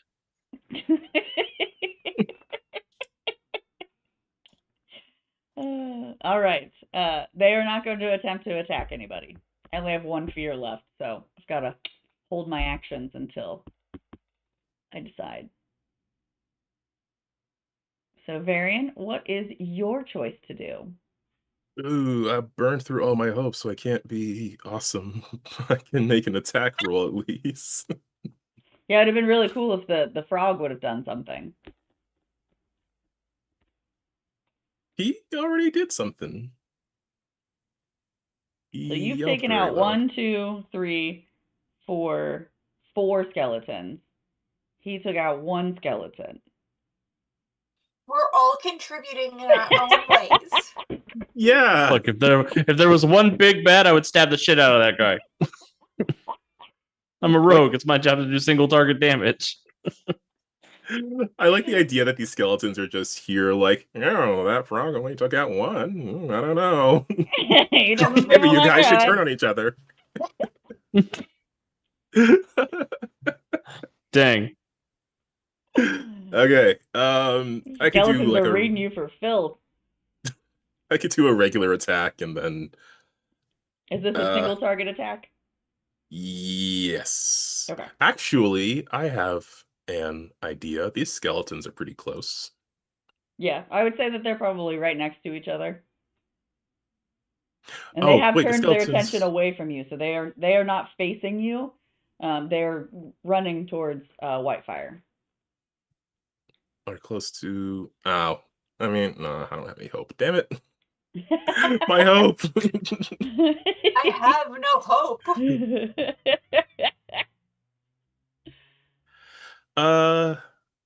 No, I'm gonna do something cool because I want to do something different. I'm going to use.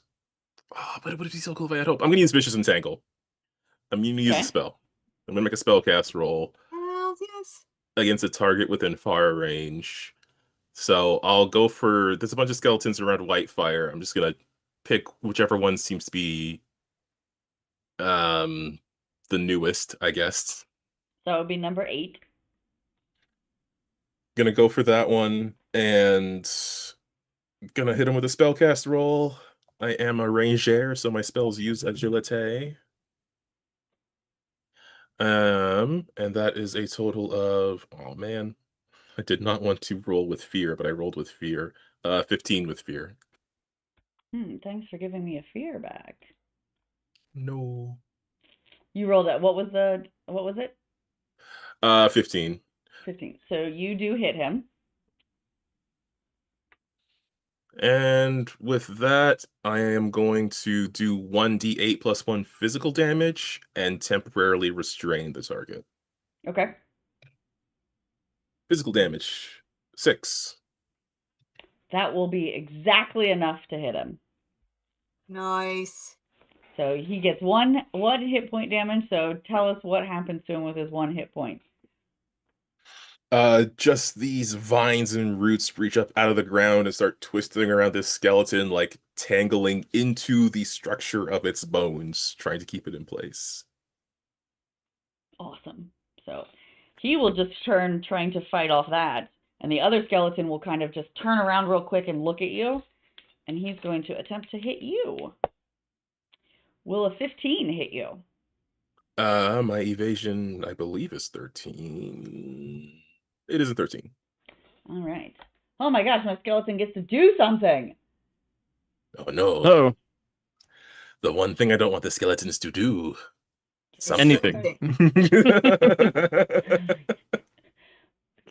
So he has moved up on top of you, so he is now in melee range. Okay, so what is my success? Okay, attack. Deal 1d6 of damage. 1d6 plus 1. So you take 5. You have 5 points of damage. So that is So- below my threshold of 7, so that is minor damage. Yep. Ouch. And you'll see that he kind of just looks like smugly satisfied with himself. Like he's like, as he hits you. All right, Marlo, you are up. Oh, I gotta take away a fear because I hit Okay, you. I'm gonna Okay. come back to this other wraith. You're gonna attack a wraith and not a skeleton? You only Well, have to take there's out the 2. other. You just have to take out 2 more things. Yeah, I mean, I've hit both the other wraiths at some point. You hit I'm one guessing. wraith, Okay. but he So- has 5 hit points of damage, so you have to do a real big attack. Okay. See then.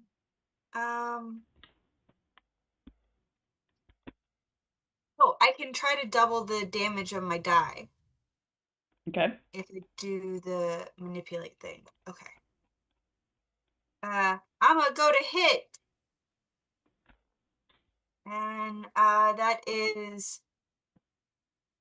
13 with hope. Wait, 15 with hope. That'll hit. Yay! yay! And then that's the 6 twice is 9 points of damage. So that is a major. So that is 2. So when you hit him, he kind of you see that he kind of gets a little bit more invisible. And he kind of lets out another shriek, a very loud shriek. But he is still breathing. I tried, guys. I tried. All right. So now we're at Barnacle. So you've got skeleton number 8 is entangled in vines, and number 6 just sliced your friend. I gotta get number 6. Okay. Oh, yeah. All right. We've got 10, 12, 14 That'll hit him. with hope. Yep. You hit him real good. Hey, yeah. Oh, get wrecked. 12, 13 points of damage. Yes. Tell us what happens to skeleton number 6 when you kill him. Hells yes. Yeah, I sneak up behind it, I stab it in the middle of the spine, and I just rip up until it falls into 2 halves. And Okay. leave my friends alone. Yes. Also, All quit right. razzing me. He looks at his face as you kind of do that. His face, you can see where it was smug because he sliced Varian. Just all of a sudden, just kind of goes, "Oh God, what just happened?" And his face just it's pure terror as he just kind of collapses down in a heap of bones. All right. Gorgeous. So Varian, you've got one skeleton left that is wrapped up in your vines, and a wraith that has 2 more hit points. So you've got a shrinking wraith, and you've got. Oh wait, actually, wraith number 1. Since no one has hit him again, he is actually going to try. I'm going to use my last fear, and he is going to try and attack Whitefire. Oh no. How does a reaction roll work? So essentially, anytime you guys make a roll, I can make a response roll, but it costs me a fear to make the response roll. So that's why whenever you guys get fear, I gather more and more fear points. Yeah. But once I'm Well, out it of fear says- points, yeah. I have a quick reaction that I can mark as stress to gain advantage on a reaction roll. That's all right. She didn't do shit. I just rolled Oh. another nat 1.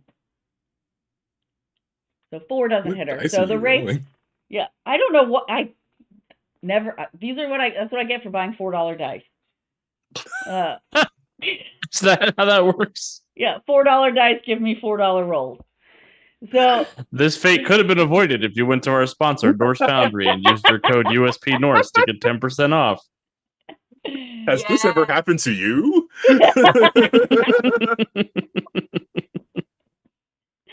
We should make an infomercial for Norse Yeah, that would Foundry. be amazing. It should just be me staring at my dice like, oh god. So yeah, We so the wraith absolutely will, as he realizes that no one is paying any attention to him, he will make an attempt to go after Whitefire. But the ritual is so close to being complete, and the strength of the magic surrounding her is so strong that he kind of just bounces off of it like he's bouncing off a bubble, and kind of falls back with a shriek. All right, so now Varian, you have one little skeleton, one angry wraith, and one wraith that's pretty pissed off at Marlowe. And you only have one more that you have to take out. I'm just gonna take the shot. At Skelly number 8? Yeah. Okay. I'm gonna take the shot and hope for the best. Okay. Okay. Regular attack with a short bow. Come on, hope. Oh, really? This might not even hit at all. 9 total with fear. It does not hit.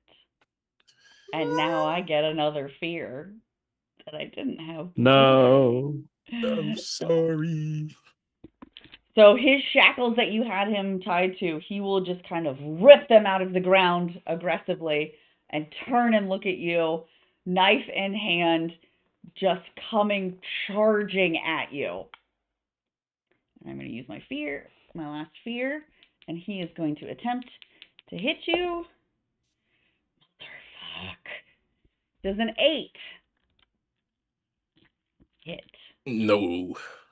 So he will come charging at you with all this energy, and he's so excited that he's going to hit you, and he will trip over a root and fall on his face. So he Nice now is kind of splattered on the ground, looking up at you with his knife sticking up, angrily staring at you, thinking you somehow made the root grow and trip him. I planned for that. I didn't plan for that at all. So we are now back to Marlowe. So you've same thing. You have a wraith that's not paying any attention to you, that is focused on Whitefire. You have a wraith that you have almost taken out, and a skeleton that is now on the ground, angrily staring at Varian. No, I'm spending another hope to Rain of Blades this bullshit. Okay. So you're going after the skeleton? Oh no. Got 2 10s. Nice. So tell us, as you feel the magic swelling up, you can feel how strong and powerful it is around you. Tell us what happens as you throw that blade at that skeleton on the ground and he just withers away. She's finally just gotten annoyed just far too much. This has taken up too much of her time. this is not the most efficient use of resources, and this needs to be done now. So enough is enough, and it should just all of like the pent up administrator problems just comes out in the final like blast of blades of like, sit down and let us finish our work. And yeah. And as you Get deal him, that Marlo. powerful blow, the ritual ends. The carriage comes falling to the ground as the keystone vibrates with arcane energy. Then, all at once, a soundless explosion erupts from the White Fire Arcanist, dissipating any last enemy who might remain. The clearing is quiet once again. You now back inside the treehouse. Not but an hour later, the keystone sits suspended carefully above a rumbling fire in the hearth. Whitefire, who looks even older now than she did before, sits cross-legged in her oversized stuffed chair. There is an exhaustion in her voice as she speaks. You fought hard. I am not surprised, of course. The king keeps good company. I am very glad you were here. And with that, you have saved the day. This keystone will need a week, maybe more, to allow magic to settle. I'll need to watch it carefully to ensure nothing cracks or becomes sentient or anything like that. You know how it is. And in the meantime, after you rest and gather yourselves, have a nice hot meal and a warm bath, I have one more thing to ask you. And we will pull out of Whitefire's home, out to the forest itself, to view the vibrant, expanse from above, and see twisting stone spires peeking through the tree line, each with a flame flickering within the tower like a beacon. She continues, this spire, just west of here, maybe a few hours' walk. I felt it on the way to the ritual. Its power was strange. The light felt weaker than it should be. I think something might be terribly wrong with the spire keeper, and I fear that something will happen if this fire is extinguished altogether. When you're ready, come back and I'll give you my map so you can make it there safely. It's good to have heroes in Sablewood again. And that's where we will end for today. Ooh. Wow. So that was the quick start of Daggerheart campaign. Yeah. When we have more player dynamic in the RP, then we can get really dumb creative with how we combo things off of each other. Yep. Yeah, I had a thing that would make targets vulnerable. I just was kind of more focused on damage output, so I didn't really use it, but yeah, and if I have something that if I target someone that is vulnerable, they take extra damage. So yeah, like that's fun. Yeah. I like it. It was very similar but different. Like it was just enough of a difference that it felt interesting. Like the fear and the hope tokens. I love that's that. really neat. Like I do think Yeah, I it is wasn't cool.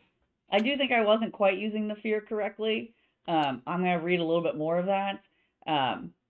Just to make sure that I understand it fully. But yeah, I think that was interesting. That was fun. So I hope everybody watching us at home also enjoyed it. I'm definitely going to try and run at least one mini session or mini series with Daggerheart. I have a couple other mini series that I'm going to be doing first that will be using Mutants and Mastermind, and then hopefully I'll have my core book by then. Fingers crossed. Fingers crossed. It claims end of October, early November, so I'm hoping that's the case.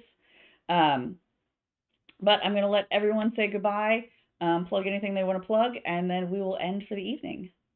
So we will start with our final blow deliverer. We'll start with Joe.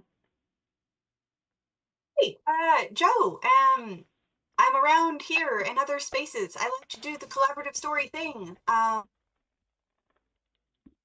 Aunt Puppy and I have been working on a Kickstarter together. Is there like a few hours left, or I don't know. Yeah. Yep. It goes until support us. It's badass, and it goes until 10/10 on 10/10. 10/10. 10:10 on 10:10. Yep, In 10/10 In the on morning or 10/10. 10:10 p.m.? AM. AM. So just a few AM. more hours Ooh. left. So yeah, that's a thing. Support artists, human artists, yay! I'm working Yay. on art now. Oh no, like it's blurred out. You can't see it yet. Yeah, don't show us your or dirty market. art. And hopefully next time on stream I will have a web page to send people to for where they want to. If I can't speak anymore.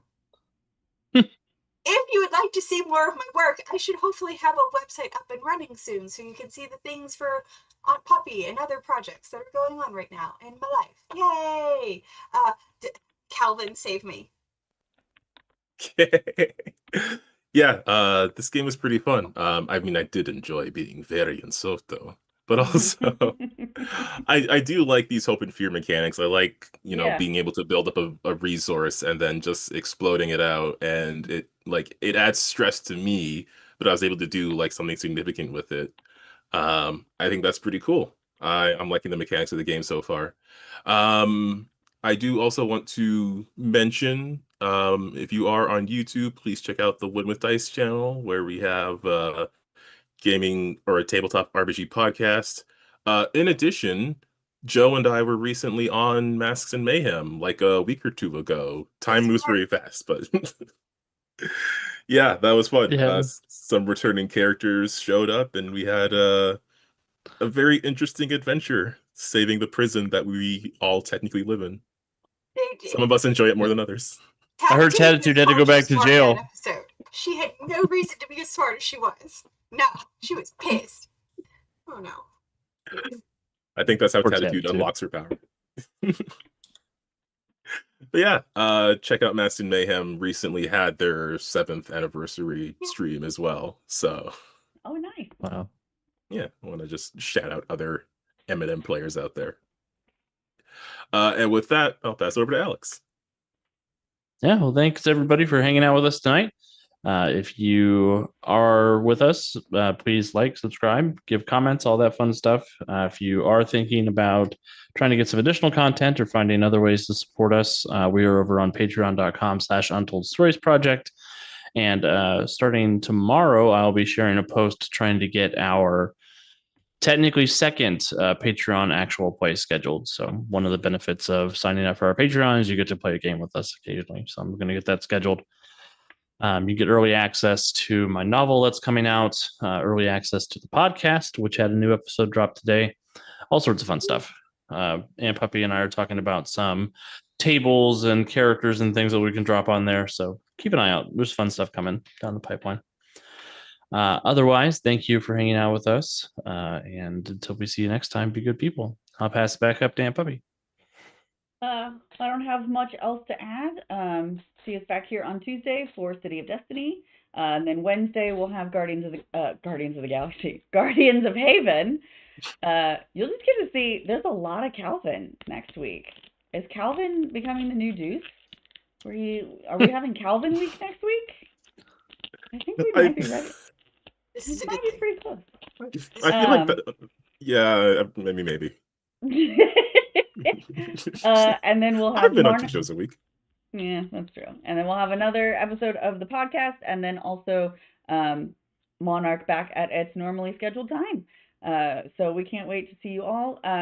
If you are going to be in the Michigan area in November, you can see Alex and I doing some of our adventures at UConn.